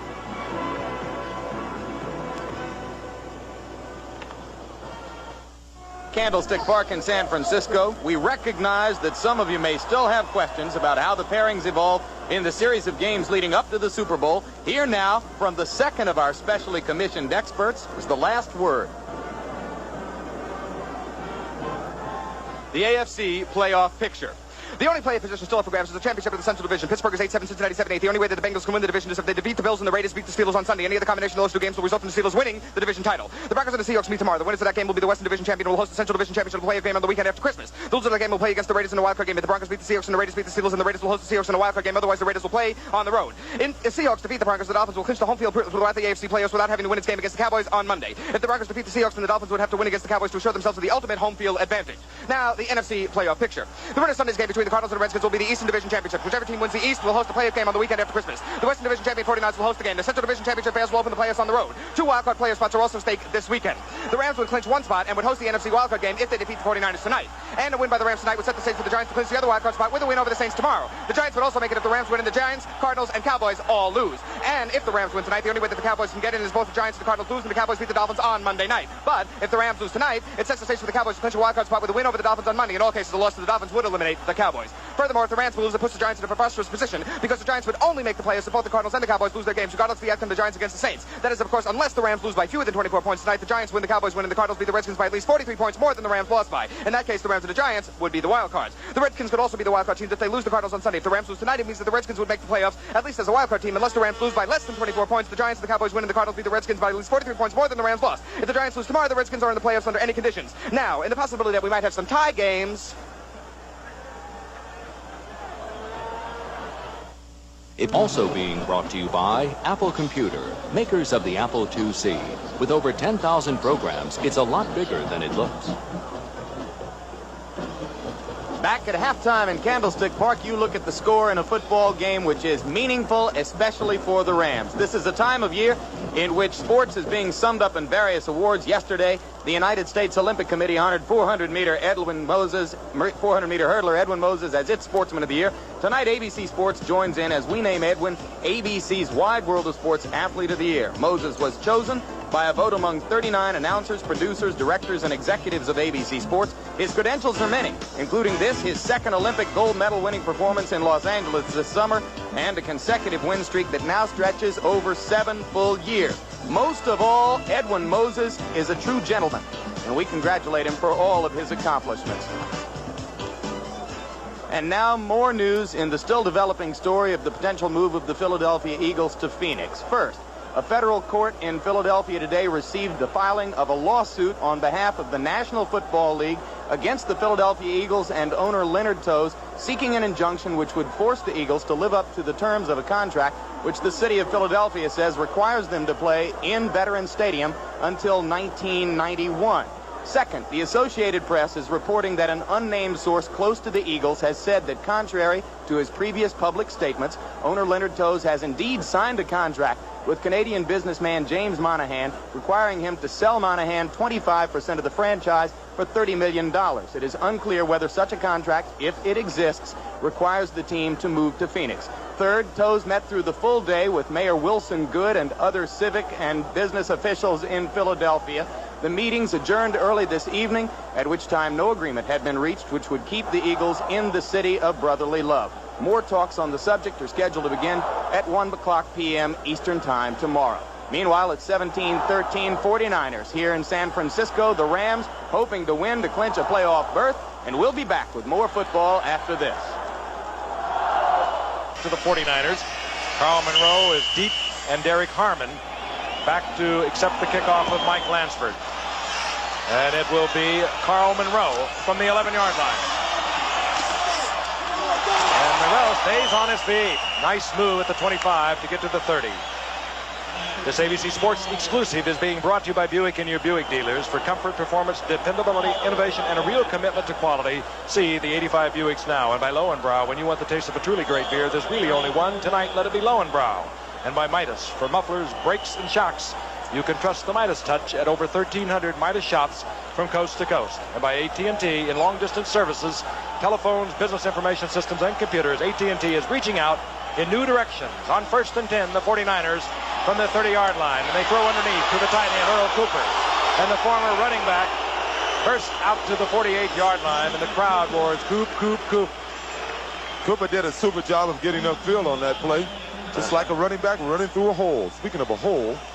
Yeah. Who's Young that hit 49er hole? fan. Maybe the youngest 49er fan here. And since Bill Walsh arrived in '79, they've had much to cheer about. Won the Super Bowl over Cincinnati following the '81 season. Slipped in '82. We're back in it to the NFC Championship game a year ago. On 1st and 10. Montana has Tyler wide open. A flag is down as Tyler picks up 8 yards, and that flag goes down in an area that usually indicates holding. Gary Green jumped all over him. And that will negate the pickup, and the 49ers will be backed up 10.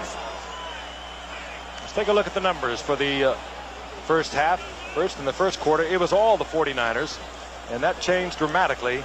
At one point, the lead was 17-3 49ers, but the Rams toughened defensively, and it's reflected in the statistics. There it is, Don, as we said, Jeff Kemp in the passing yards. That's, to me, has been the difference. Of course, Eric has been big, but he did, like Montana did most of his passing damage in the first quarter, and you saw that you're right. At 115 yards matched at halftime. The Rams have gotten tough here. Penalty against Keith Fawnhorst, the right tackle of the 49ers. First down and 20. The 49ers at their 38. Roger Craig.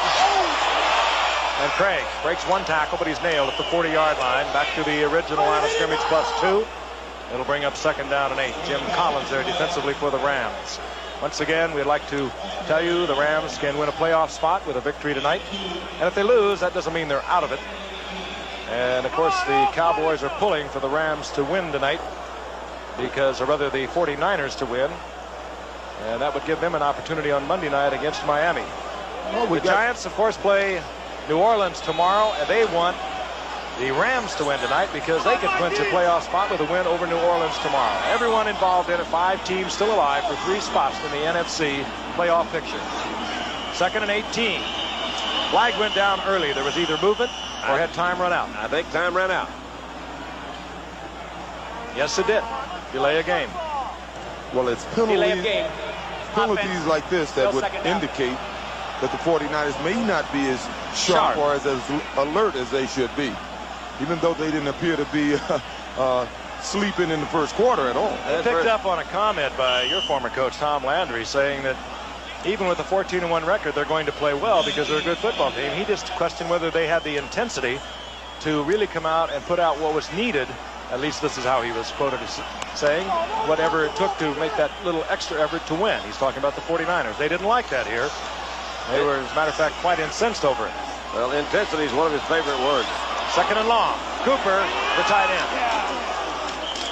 And Cooper out to the 40-yard line, where it'll be 3rd down and about 17, as Vince Newsom was there defensively for the Rams. Well, one of the ways you can tell if a team is emotionally ready to play is by the hitting that's going on. And from the middle of the second quarter on, the Rams have been tagging the 49ers. They truly have. They have really been playing kind of wild defensive football, and they really turned it around in the second quarter. 17-13, the 49ers lead. 3rd down and 17. Wendell Tyler, boy, is he dangerous here. And they trip him up. And Tyler short of the first down, getting to the 47-yard line of the Rams. Vinny Newsom made his tackle there. He's kind of the new man on the block back, but he got him down that time. He did a good job because all Wendell needed was one move. He would have probably gotten the 5 yards he needed from this point to get the first down. Of course, Newsom filling some big shoes. That of Nolan Cromwell, out for the season after a knee injury several weeks ago. Max Runninger to punt. Looks for the corner. Henry Ellard lets it bound into the end zone. He took a bit of a risk. But the 49ers get the touchback. They'll have possession at the 20-yard line. A 48-yard effort. Not that much net, however, following the touchback. We'll be right back in Candlestick Park in beautiful San Francisco in a moment. Back there at the 20-yard line. First down and 10. They trail the 49ers 17-13. They may have misspelled Hawaiian. I'm not for sure. Eric Dickerson is 5 yards short of his second straight 100-yard game. That would tie O.J. and Earl Campbell's NFL record. Here it comes. And I believe the record has just been tied as Dickerson goes for about 7 yards out over the 25 to the 26. He won't be able to tie many more of mine. He has just gone for his 22nd 100-yard game in 32 games that he's played in his young career. Yeah, that's nice. I'm not going to have to worry about Eric too much longer. I don't have any other records for him. Yes, you are 1 yard away from breaking your combined yardage record, O.J. I hate to bring these things up. It used to be fun. Second down and 4. Dickerson nailed at the line of scrimmage, and the O.J. Simpson record remains intact by 1 yard. Still got it. What do you think the odds are that I'll have it when this game is over? Well, the thing, you know, you can always go back to the 14-game schedule and that sort of stuff, as I did. I think, you know, see, Pastorine broke mine, but I did mine in a 12-game season. That's kind of negative thinking, man. Those are fumbles you're talking about. Well, anyway, it took you 14 games to do it. Third down and 4 for the Rams. Ellard in motion. Play action by Kemp to Dickerson. Throw it to him. Throw it to him. No pressure. Move. Somebody receive Jeff it. Kemp. Move. And Jeff Kemp will get the first down on his own. He looked off all the receivers. He was back there about 10 seconds, it seemed. No pressure whatsoever. But very uncharacteristic of the 49ers. Good job of Kemp, but the receivers didn't move down there. They always went around there and stood around. That's what they were doing. Well, Fred Bean wasn't on the football. Who are those guys? Hey. Who's the guy sitting down on the job? The old man. But you notice I've got the best TV. You've got that. Yeah, I'm back to it. On the other side. Black and white, the little one. You got black and white again. See how they treat me? I mean, you know, he's breaking my records. Look what they do to me up here. Hey, listen, after he breaks them, you won't even have a monitor. Jeff Kemp gets the first down for the Rams. Keeps the drive alive at the 35-yard line. Dickerson. Look at this. And Dickerson thought about going back across field, but saw nothing but 49ers, and down he goes. That big number 95 you saw there was a teammate of Eric's at SMU. And a silver medalist in the shot put in the recently concluded Olympics. They're running the same play they've been running, Don. Yep. Little counter there, but backside, I think that was Dwayne Board that came in and hit him the first time. And that's Keena. And then here comes Michael Carter. We're talking about. Hey, wait a minute, hold it. He's under 100 yards now. He still hasn't tied my record. It's 7 consecutive 100-yard games. You're right. And the tension grows. Second down and 17. There it is. Kemp gets it off to Gooman. And Gooman upended. Fine defensive play. It was Dwayne Board pressuring. And then Mike Walter, former Dallas Cowboy, collecting Gooman just about at the original line of scrimmage. It'll be third down and about 11. Jeff Kemp looks to the sidelines where the next play will be signaled into him. We're nearing the halfway mark of the third quarter. 49ers leading the Rams by 4. Speedster Ron Brown is out to the right. Third down and 11. The blitz is on. Rams pick it up, and Dickerson holds on. Beautiful catch. Wasn't that a great catch? He'll be short of the first down, however, and it'll be fourth down. A good man-for-man play by Jeff Fuller. With the blitz on, he was in man-for-man coverage. 49er fans love it as the punting unit comes on for the Rams. John Misko is out there, and here is Dana McLemore. Both these special teams have burned the Giants this year. McLemore went 79 yards for a touchdown against the Giants early in the season. This time he very wisely calls for and executes the fair catch at the 30-yard line. That was his own man that collided with him, and it was Eric Wright, as a matter of fact. But when we return to Candlestick Park, the 49ers will have the ball back at their own 31-yard line. Third quarter from San Francisco, the 49ers on top of the Rams. 17-13, first down and 10. The 49ers, the ball out over their 30-yard line. Draw play, a strange-looking draw play. Roger Craig, open field. Oh, yeah.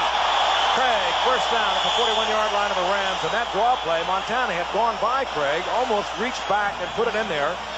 You don't see it often. Only Bill Very Walsh, effective. when I was here, he put that play in. I didn't gain this many yards with it. He went all the way around it, slipped it in the backside. And this one thing about Roger Craig, he's the most, I think, underrated broken field runner in the league today. Craig rips off 30 yards, the longest run of his season. And he gets a 49er first down near the 41 as center Fred Quillen, a Pro Bowler, sort of comes slowly off the field. It looks as though he has been shaken. Had those Ram linebackers going in all kinds of directions that last time. Zip. Play action by Montana. Good defensive play over in the left side by Gary Green. I'll tell you, he is a defensive cornerback, isn't he? He is tough. He saw that immediately, and they're lucky it wasn't intercepted. The minute Joe, you will see the minute Ferguson, Solomon stops here. Now watch. You see? He's there. Oh, he's there. Look at that ball pop up in the air. It almost came down on his stomach. Quillen back in the ball game. He was replaced by Guy McIntyre, a rookie from Georgia, for just one play. There's a fan. 49ers going to have to throw the ball up because these cornerbacks are taking a lot of liberties on these short patterns. Second down and 10. Roger Craig avoids one Ram tackle, gets a couple of yards. It'll be third down and 8. We'll pause 5 seconds and allow our stations to identify themselves. KGO TV, Channel 7, San Francisco. Sold out here in Candlestick Park. The Rams, with a win tonight, can move into the playoffs as a wild card. 49ers broke on top. They had a couple of touchdown passes from Montana, one going to Freddie Solomon, one to Earl Cooper, wishing with a 38-yard field goal, made it 17-3 in the second quarter. Then the Rams started to come back. Eric Dickerson scored from 4 yards out, and then Lansford had a 20-yard field goal. It is 17-13 49ers, and Earl Cooper comes down with it for the 49ers near first down yardage in the arms of Jim Collins. He does get the first down.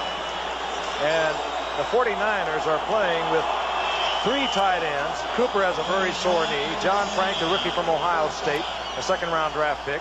He has a hamstring pull. And Russ Francis was just activated last week after being out for several weeks with a jammed neck. They have been hurting at the tight end position. But Cooper has made big plays tonight. On first and 10. The reverse. Freddie Solomon. The Rams read it, and there's a loss back to the 35-yard line of 6. I think Reggie Doss was the guy that stayed at home there that time. What a good play. It showed that they have other reads other than the running back. Because this whole side of the defensive line of the Rams, Reggie Dawson's side, they never reacted to the sweep the other way. So they must be reading those linemen. You know, you want to run a reverse in the early part of the game before the linemen get tired. You know, they'll chase it. If you run in the latter part of the game, they're not going to go. They're going to stay right there at home. Looks like a heads-up play because they're being lazy on that side of the field. They're not going to go anywhere. Second down, 16. Roger Craig, single setback, 2 tight ends, Frank and Francis. Montana with a lot of time. Roger Craig has the ball. The flag is down at the line of scrimmage. Boy, does Roger, he does an excellent job of keeping those legs moving, and in the middle of a crowd, he continues to get yards because he never is a still target. He goes straight, too, though. He goes upfield. Referee, once again, Jerry Seaman, holding 49ers. They'll back the 49ers up once again. It'll kill just about any drive. Holding penalties. But as you said earlier, it doesn't affect the 49ers maybe as much as it does some of the other teams because they play full out most any time, whether it's first, second, third, whatever the deal is. Come on, talk to us now, Jerry. Holding, okay. number 77. offense. Still Big second down. Bubba Paris over in the left side. And I mean big, 295, 6'6". They're big all across that offensive line for the 49ers. They're not as big as that Ram front five that OJ was talking about, but they're all big, aren't they? Second down and 26 at the Rams' 45-yard line.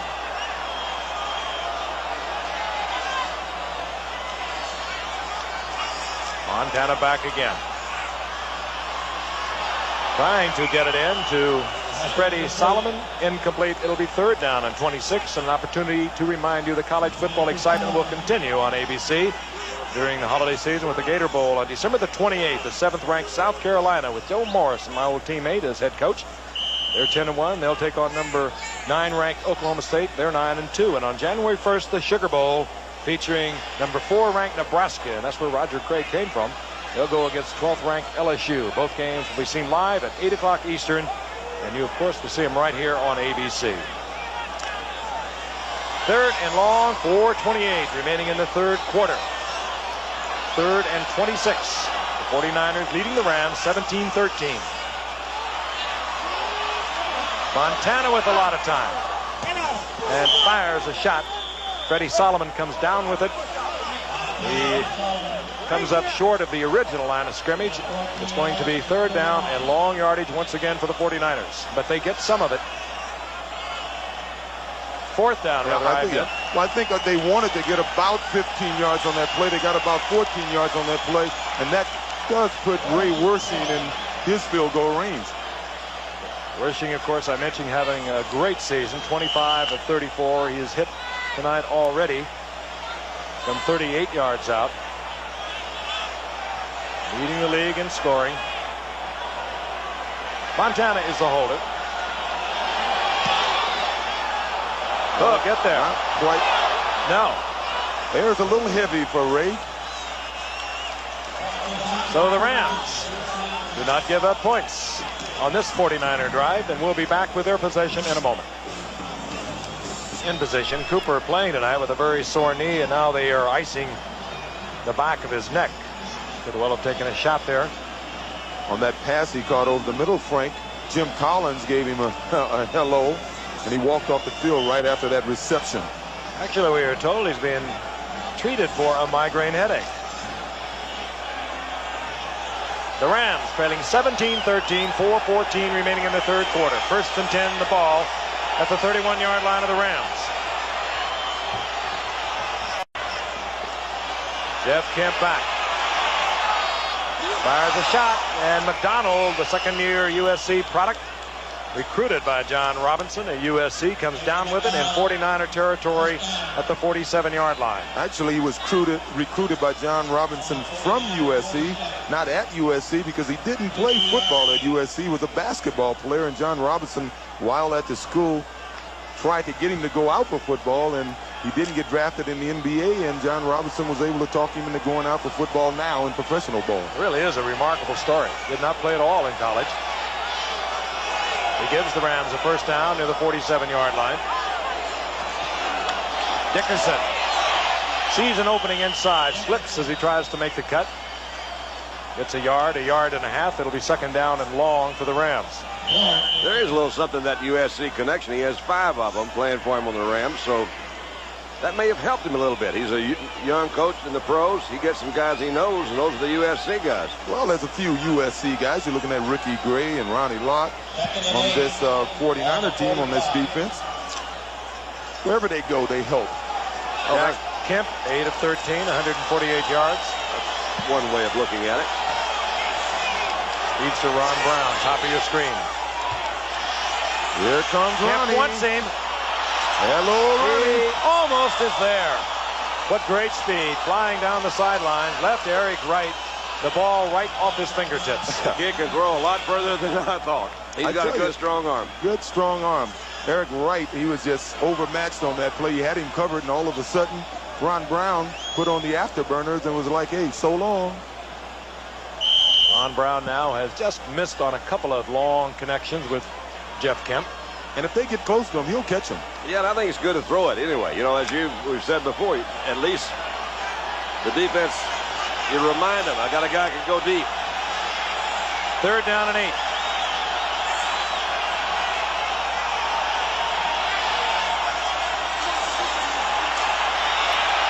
Jeff Kemp again with a lot of time. Tries to get it to Drew Hill, and the 49ers are bitterly complaining. Ronnie Lott thought that he was interfered with, and it's going to look like that too. Drew Hill might have given him a little push. Hey, and you want to know if the 49ers want to win this game. If they were taking this game lightly, Ronnie Lott would not be in the football game. Looked like me, Ronnie Lott was the guy that interfered with that. Left hand of Drew Hill came back to push off of Ronnie Lott. He wanted the penalty. Here's Minsko.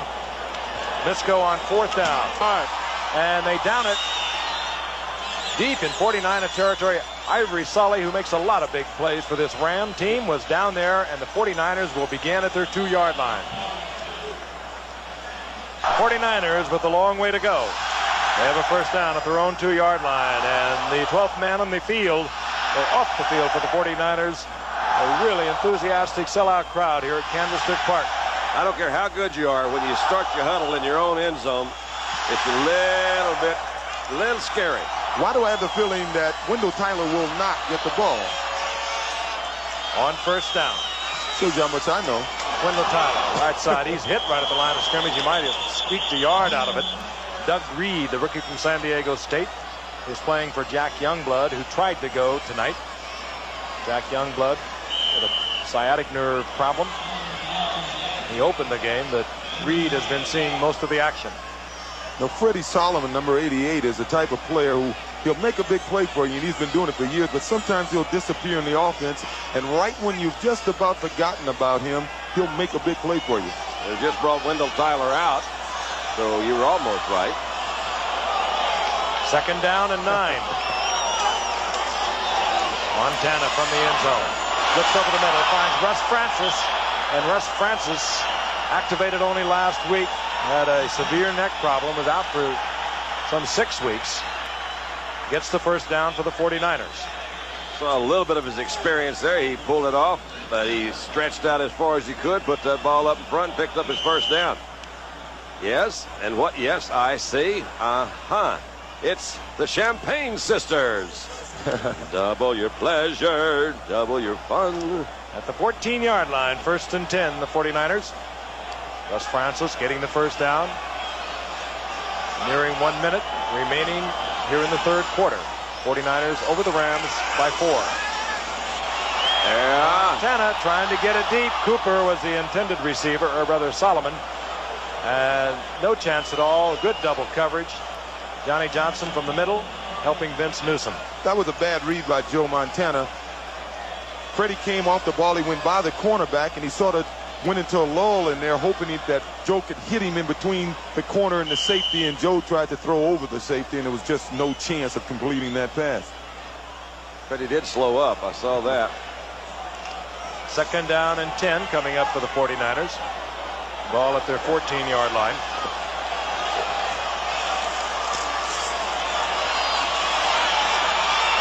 Montana will try on his own. Slides out to about the 22-yard line. He'll be short of the first down. So it'll bring up 3rd down and short yardage, and the 49ers are very effective on 3rd and short. What a great career this man has had. 3rd round draft pick in '79. Hard to believe he hung around that long, isn't it? Become one of the premier quarterbacks in this game in a very short period of time. Yep, one old Dan Devines finds with Notre Dame. 3rd down short, about a couple. And Wendell Tyler will pick it up as he gets the completion out over the 25 near the 27-yard line, and that should tick off the final seconds of the 3rd quarter. And a game that the Rams are staying in, and a game in which, if they win, they will be guaranteed a playoff spot. We'll return for 4th quarter action after this from our local stations. The 49ers looking for a precedent-setting 15th regular season victory, an NFL record. They lead by 4 as we begin the 4th quarter. 1st and 10, the ball at their own 27. Montana tries to get it outside. Ronaldo Nehemiah is there, but it's incomplete. Yeah. Now look at that. Go 49ers. go, go, go. I tell you, that group has been out here since a week ago Thursday. So what? OJ is still See, the that's best. a smart person there. Yeah. Well, that's got to be, you must go to Caltech or MIT or somewhere. Sure. Montana, who opened explosively here in the first quarter tonight, took the 49ers to a 17-3 lead. Now they're facing a much tougher Ram team. Montana 17 of 27, over 200 yards, a pair of touchdowns. Wendell Tyler, explosive running. He's up close to a first down. And he got tagged on that play, but, you know, Wendell rarely fumbles the ball when he gets tagged. He always fumbles the ball because he's carrying the ball loosely and normally by a guy who is not really making the tackle on him. Tyler gets the first down for the 49ers. If what we've been saying is true, OJ, that the fourth quarter is going to be tough, the Rams are going to be awfully tough, then the 49ers better score this time because we are in the fourth quarter. Big drive for the 49ers and the Rams. Cowboys, of course, pulling for the 49ers. The Giants, because of the complex playoff picture, pulling for the Rams as Wendell Tyler goes over the right side. Another major pickup of about 8 near the 45-yard line before Jim Collins made the stop. 49ers historically under Bill Walsh would always do this. When you expect them to throw the ball in the fourth quarter like they did in the Super Bowl against Cincinnati, they start running the ball, and they run it very successfully. At just a moment, I'd like to wish Rankin Smith, the owner of the Falcons, our best wishes, and he's been hospitalized for a period of time down in Atlanta. We understand he's doing great and will be out soon, and we wish him the very best. Good going, Rankin. There he is. Wendell Tyler. And again, they cover it, but I'll tell you, he'll give you a thrill. Thrill a minute. There's a loss of about a yard, so it'll bring up third down now and 3. I think he may have lost his concentration there also because he missed the hole. He should have taken that inside. Now let's take a look. It's a trap inside here. Now watch when you'll see him hesitate right after he gets the ball because he feels that he should have went inside of the block, tried to kick around outside. This never had the ball securely. He wanted to come out. Bill Walsh said, no, stay in there. I wouldn't be surprised if they come right back to him on something. Third down and 3. Flag is down. That could be a holding call. Joe tried to get it to Dwight Clark. Incomplete. It said Joe because it's rare that you'll throw the ball late over the middle like that, but Joe probably throws it as well as anyone. He knows Dwight Clark is over there, and Dwight's going to knock it down if he can't catch it. Probably a holding, though, wouldn't you guess? Well, it's third down. It would be fourth down. I would be surprised if the Rams would accept it. Holding, number 77. Offense. Bubba Penalty Paris decline. over the left side has a couple of holding calls tonight. Bubba Paris is playing with a very sore knee. And that will bring out Max Runiger. And Henry Eller will drop with Leroy Irvin. Fine return man. Irvin led the league a few years ago in return. And this time, it'll be Irvin from the 10. Well, Irvin can only work his way back close to the 15-yard line, where it'll be first down Rams, and young Jeff Kemp, trailing by 4 points here in the fourth quarter, is set to move into the huddle. For Miami. All right. 12:35 remaining here in the fourth quarter from Candlestick Park. Rams have toughened considerably. At one point down 17-3. They have battled back to where they are only 4 down and playing the 49ers tough. First and 10. The ball just outside the Rams' 15-yard line.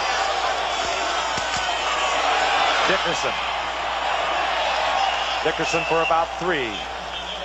Up close to the 19. Let's take a look at the stats from halftime and dissolve through the third quarter. The Rams came roaring back in the second quarter, and it has been just hard-hitting, not big yardage plays here in the third quarter, and very close. That kind of game. The Rams defense really tightened up. The 49ers came on like they were going to blow them out of here. And the Rams defense really has settled in. That shows good coaching. Defensive team is making adjustments. Second down and 6. Dickerson hit behind the line of scrimmage by Jack Reynolds. He saw the pulling guard, slid in behind him, and was right there to meet Dickerson. 15 years Jack Reynolds has been practicing his trade, and I'll tell you, there's a lot of activity when you play linebacker in the NFL. Yeah, talking with Eric a week ago in Laguna, California. We were talking about Jack Reynolds, and evidently Eric had the same experience running inside against Jack that I had when I couldn't find the scoreboard after he'd hit me once. 3rd down and 8. Vastly different from the first meeting of the two teams. When the 49ers won 33-0. Kemp had to throw it early, tried to get it to Ron Brown. He couldn't wait any longer. Brown had not made his cut, incomplete, and the punting unit will come out. That's so true. They don't get a sack, but you get so close that you just got to release the ball before you're ready. Dana McLemore.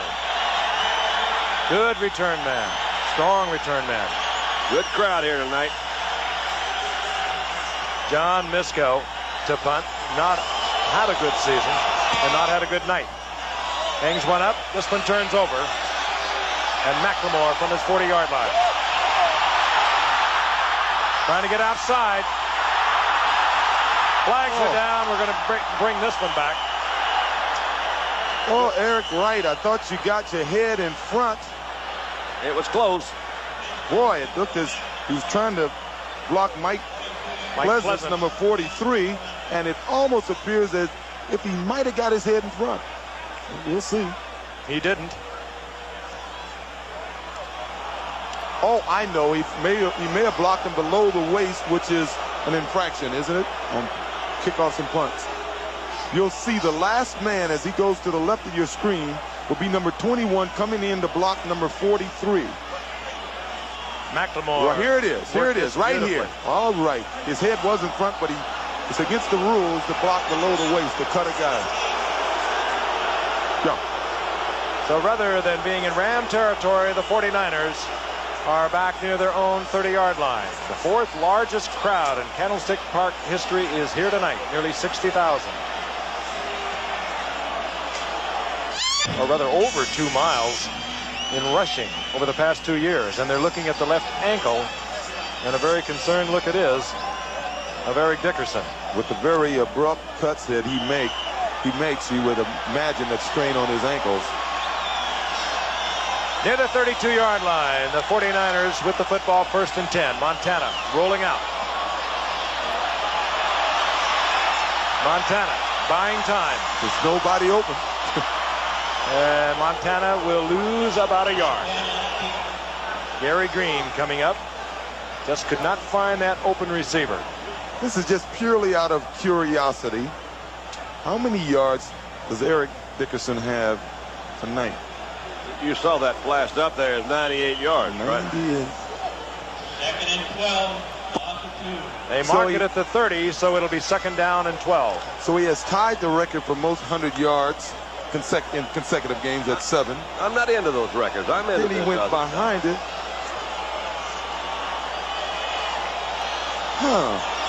Second and long, the Rams bring a safety blitz. The 49ers pick it up, but they get to Montana as his receiver, Freddie Solomon, did not uncover. 3rd time Montana has been sacked tonight. This time to the 26-yard line. It was Vince Newsom on the safety blitz. And they drop Montana back at the 26-yard line. It will be 3rd down and about 16. Evidently, there's some miscommunications between Fred Solomon and Joe. Joe didn't look too happy. Gave Freddie a look there. Word from the Ram bench is that Eric Dickerson is fine. Right, Eric. He's going to do it anyway. Rams still in this one. A win tonight, and they move into a wild card spot. And it has so many different ramifications on other NFC teams that are contenders. Wendell Tyler. And Gary Green to make the stop. But the 49ers will have to punt, and the Rams should get fair field position. Of course, if the Rams lose tonight, it doesn't mean they're out of the playoffs. They'll still make the playoffs if the Cardinals lose on Sunday or if the Cowboys lose on Monday. Don't believe what I told. The Giants, of course, pulling for a Ram victory because then they would be in the playoffs with a win over New Orleans tomorrow. Runninger hangs it high for Henry Ellard from the 25 of the Rams. And just could not get around the corner because it was open field. But the number 1 draft pick, Todd Shell of the 49ers, makes the open field tackle. 9:27 remaining in the game. We'll be right back. He's not in the huddle, however. He is on the sidelines. Unofficially, he is at 98 yards. Now we are told that it is official. 98 yards for the night. He was over 100 yards at one point. It tied O.J. and Earl Campbell for having 7 consecutive 100-yard games, but he is at 98. He looks like he's ready to come back in, however. He had 1 reception for 6 yards, so he has 104 combined tonight, and that does break O.J.'s record for combined passing and receiving yardage that O.J. set in 75. Rams at the 21-yard line. 1st and 10. They're down by 4. And not enough receivers out there. Kemp. Bounce. Was it trapped? No. Yes, it was. Drew Hill. Incomplete. He did a job on Eric Wright. He stopped, and I bet you Eric Wright ran another 10 yards. Drew Hill can fly. He has great speed. And Eric Wright was really laying off. Now watch Eric Wright. Now watch when Drew Hill stops. Eric Wright still running. That's a good fake. Move. That a good fake. That was a good move. Well, he was the only receiver over here. You don't expect him to come back for those long turn-ins, they call them. 2nd down and 10. A little more than 9 minutes remaining for the Rams to secure their wild card with a win tonight. They trail 17-13. Barry Redden. And Barry Redden will get the Ram 1st down. And when they take Dickerson out and they bring Barry Redden in, they don't lose all that much. Redden, number 1 draft pick in 1981, 3rd in the nation to a couple of pretty good football players, Marcus Allen and Herschel Walker. When he was at Richmond as a senior, 1,600 yards rushing. And if it wasn't for an Eric Dickerson, he'd certainly be starting for the Rams. And he could start for most clubs in the NFL today. Yeah, 2 clubs that would love to get him would be the Washington Redskins and the Miami Dolphins, teams that are looking for young running backs. He's not a Dickerson, but he's a great running back. 4.8 per carry, that's not bad. On 1st and 10. A look at Redden again. Boom. And he makes the explosion happen at the 43 and gets up close to a 1st down. Says a lot for this offensive line when your first team running back is averaging over 5 yards and your second team halfback is averaging near 5 yards. You got some guys knocking some people down. And you have another back, Dwayne Crutchfield, who's averaging just under 5 yards himself. Second only to the Bears in rushing in the league. There's the popcorn, ladies. You know, you're seeing something now. As I said, if this Ram team can stay close, the philosophy of any good running football team is the 4th quarter is ours. We're going to beat them up a little bit, and a good running team should take advantage of it in the 4th quarter, and the Rams appear to be doing it now. 1st down and 10, the Rams, their own 45-yard line. Redden again. He's got him wide open. Oh, great fake by Jeff Kemp. Flag goes down. With the wrong guy. Intended receiver was Ron Brown. Jeff Fuller was back, but again, a flag is down. Henry Ellard was wide open in that middle zone. Like somebody grabbed David Hill, maybe. Flag is down in the backfield of the 49ers against the Rams. A reminder, later tonight on Nightline with Ted Koppel, the movie called Cotton Club. Its backers sang and danced their way through $47 million. Will they ever see any profit? Well, we'll find out tonight on Nightline. They can buy about 25-30% of an NFL franchise for that. Yeah. A few years ago, they could have bought 2 NFL's franchises. I understand it's a pretty decent When I came up, they could have bought them all. Pass interference, number 83. Offense, still 1st down. James McDonald, the basketball-playing USC Trojan who turned pro football under the encouragement of John Robinson. He gets the penalty call. So it'll be 1st down and 20. That hurts a team like the Rams. There's John Robinson. Bowls 4 times at USC, won 3 of them. Barry Redden. Look at that. They'll bounce off Barry Redden. And he's back to the original line of scrimmage, +1, to bring up 2nd down and still long yardage. good example of a good offensive line. Barry Redden ran 5 yards upfield before he even had to be confronted by the defense. And when you can get that head of steam going, and you're over 200 pounds, and you have some defensive back weighing in at about 185 pounds, the chances of you surviving any contact are high, and you saw him bounce off the defender and gain a few more yards. But how many teams run on first down and 20? Good running teams. A good running team. I see a couple of them. Second down and long yardage.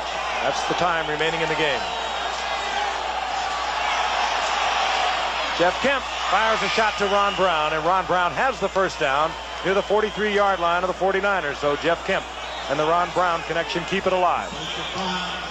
You could talk about the 49ers maybe being flat coming into this game, but the way Jeff Kemp is playing right now, we know the Rams have an excellent running game. The way Jeff Kemp is maturing in the last few weeks of this season, I think they can be a very dangerous team in the playoffs. Assuming they make the playoffs. That's right. Ron Brown now splits left.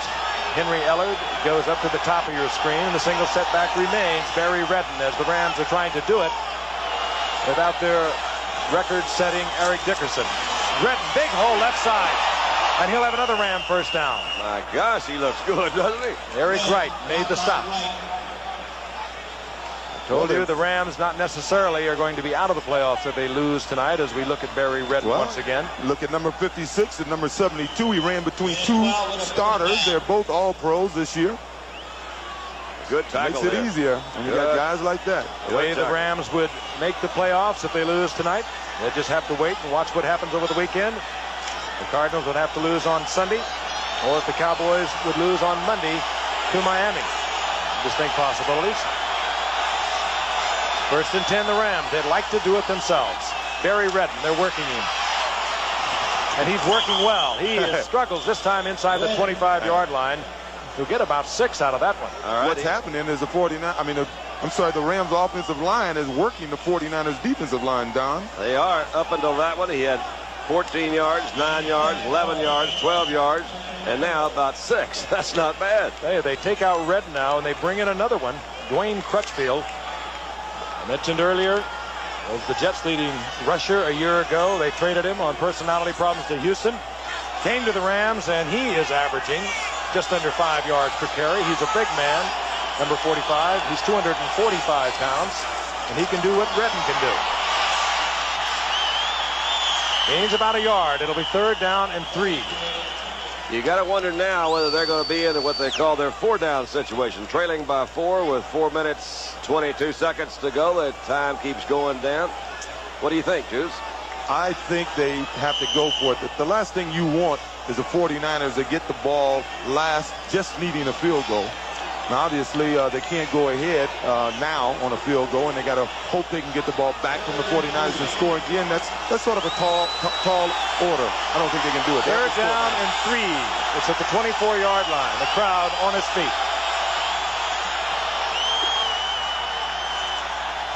Play action by Jeff Kemp. That one's batted away. It'll be fourth down and 3. And I think we'll see the field goal unit. With 3 minutes and 48 seconds, I would question a field goal right now. Here they come. Here it comes. Mike Lansford comes out. Then you might question that pass. Run it twice. Rams trailing by 4. It would be difficult to happen, but a tie for the Rams is as good as a win in the complex playoff picture. And keep in mind, the holder is a quarterback, Steve Dills.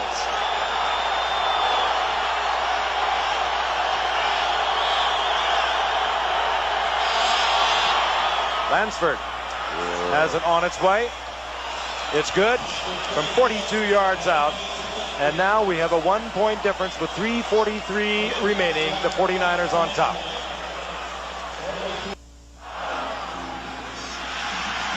.343 remaining in the game. The 49ers over the Rams, 17-16. 49ers not thinking onside kick. They're dropping in their regular position. Lansford puts it on the tee. Carl Monroe is deep. Derek Harmon is back there, the rookie for. And now the burden will fall on the shoulders of the defensive unit for the Los Angeles Rams. I want to remind you, following ABC Sports Beat tomorrow with Howard Cosell. It's ABC's Wide World of Sports at 5 o'clock Eastern Pacific, 4 o'clock Central.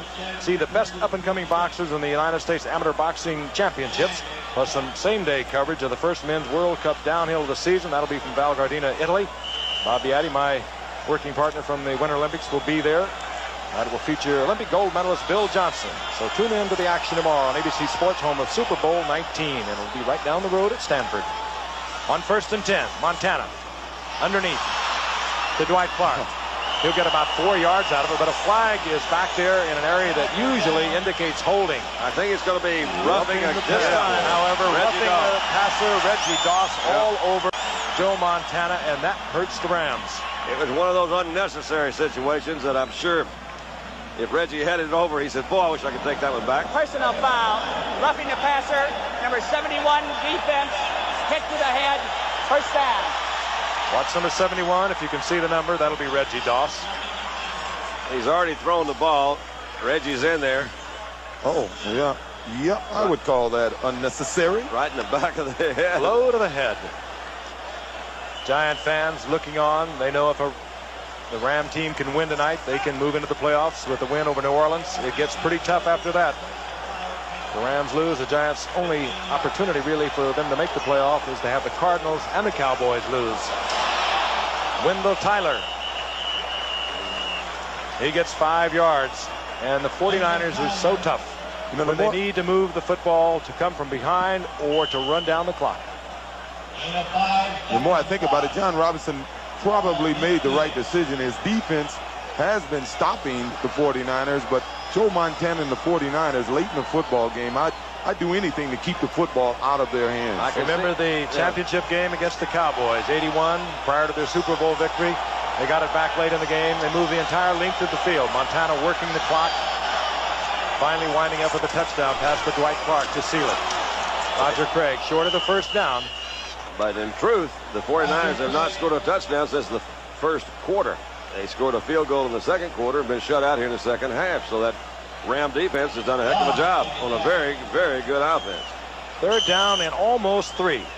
Montana wants some different personnel. And John Frank, the rookie tight end from Ohio State, comes into the lineup. And the Rams will call timeout on a very critical situation. 2:20 remaining in the game. And they did not want the 49ers to tick it off to the 2-minute warning. We'll be right back in Candlestick Park for the 49ers. 2:20 remaining in the game. Montana only 217 yards in the last 5 games against the Rams. He's thrown for over 300. The Rams defense has been tough.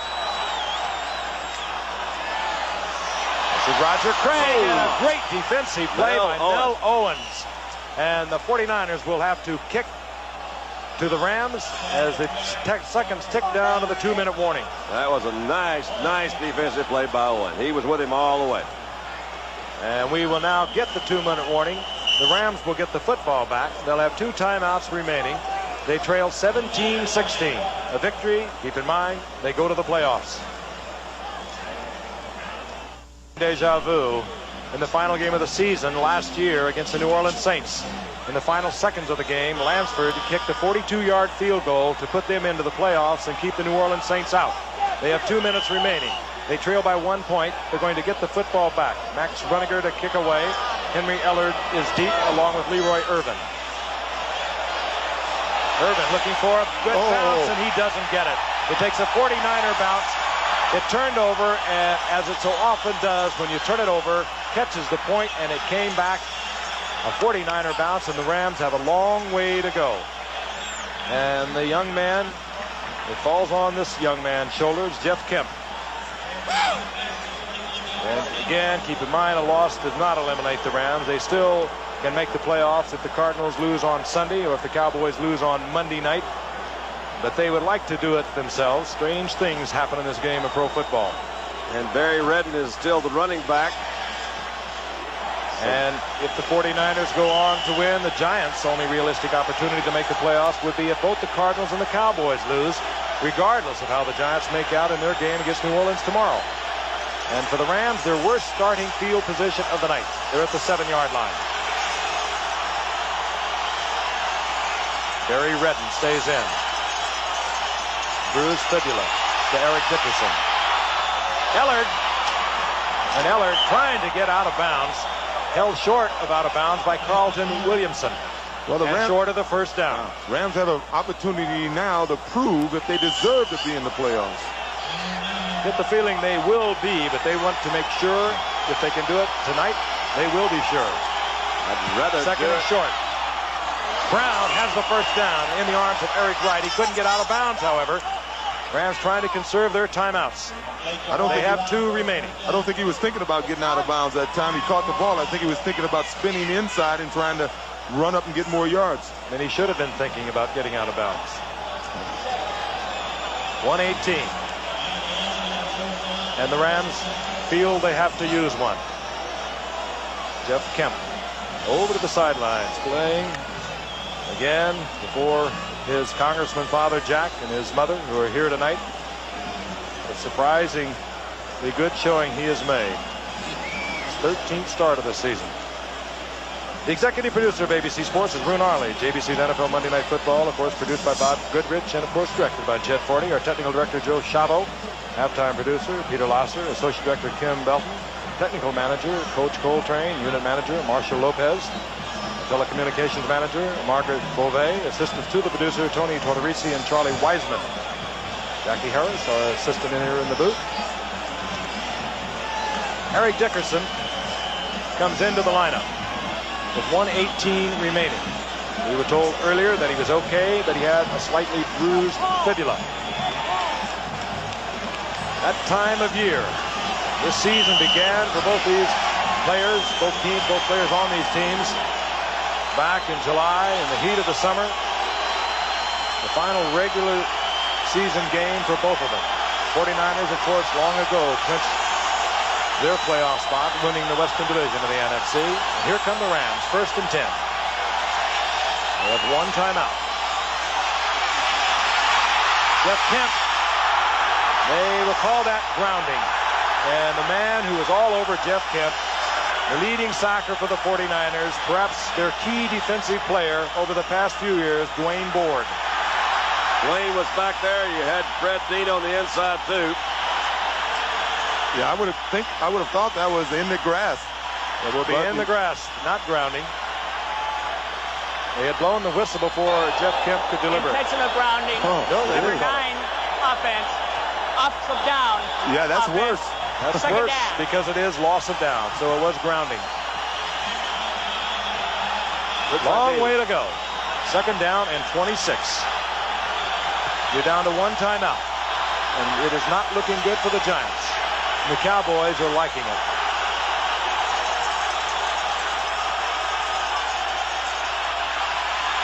Whoa. That'll be a safety. In the end zone, it'll be 2 points. Oh. And the Rams will have to kick the ball from their own 20. That's even worse news. Gary Johnson, remember him?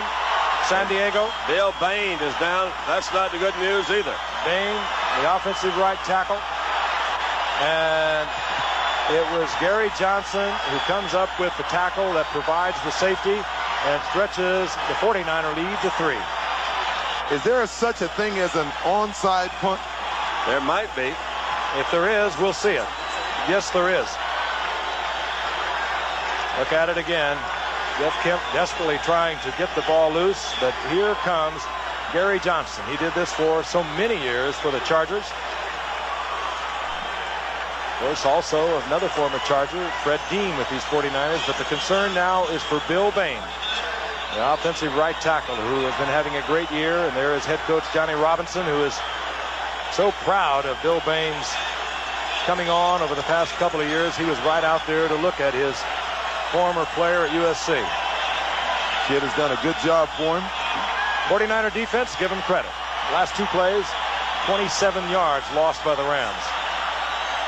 Isn't it interesting that 2 of the key players on defense here today, Fred Dean and Gary Johnson, were down in San Diego, and they were victimized by their defense all the years that they were down there.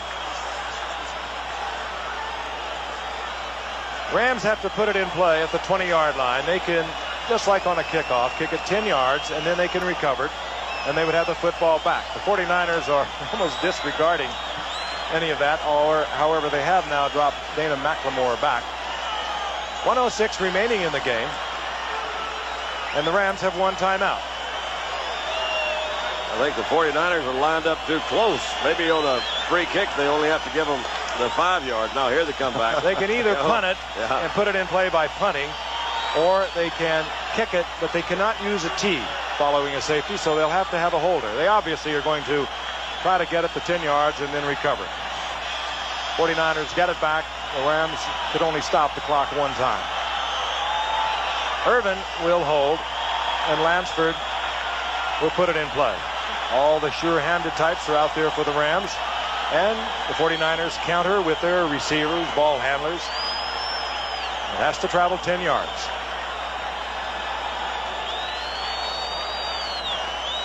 This play originally, I think, was conceived in football as a surprise play, but there's not anyone in this stadium that is going to be surprised. And they're all on their feet.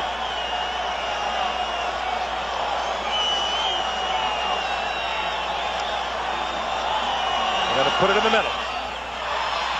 Russ Francis, sure-handed top, and he's all over it at the 34-yard line. He paid the price, though, didn't he? They all jumped in there on top. So barring something really unusual, the 49ers are going to set an NFL record with 15 regular season victories. And all 5 NFC contenders still remain alive, given that the 49ers go on to victory for those 3 remaining playoff spots, excluding the one chance that the Redskins will lose to the Cardinals by a margin of around 50 points. Then the Redskins would have clinched at least a wild card. Dallas can clinch a wild card spot with a win at Miami on Monday night, and we'll be bringing you that game from Miami.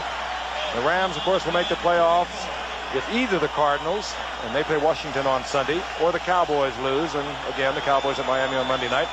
The Giants will make the playoffs if both the Cardinals and the Cowboys lose. So Giants playoff hopes have dimmed considerably. Rams can only stop it one time. Joe Montana takes the drop. Rams use their timeout. Clock still running. There, hey.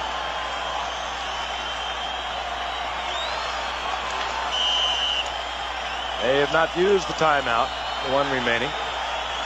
Bill Walsh, who hopefully will be returning to Stanford, where he left in 1979 as head coach, returning this time with a Super Bowl contender, but that's considerably down the road.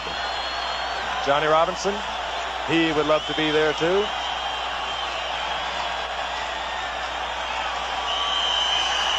Montana drops again. Tomorrow. Well, they did not have another timeout. There had been used one. It really would not have mattered. This one is history. And the playoff picture remains intact with all 5 of the contenders still alive. And Bill Walsh set an NFL record, winning 15 regular season games. They only lost once this season, 9 weeks ago, to the Pittsburgh Steelers, 2017. Quite a football team. Final word in a moment.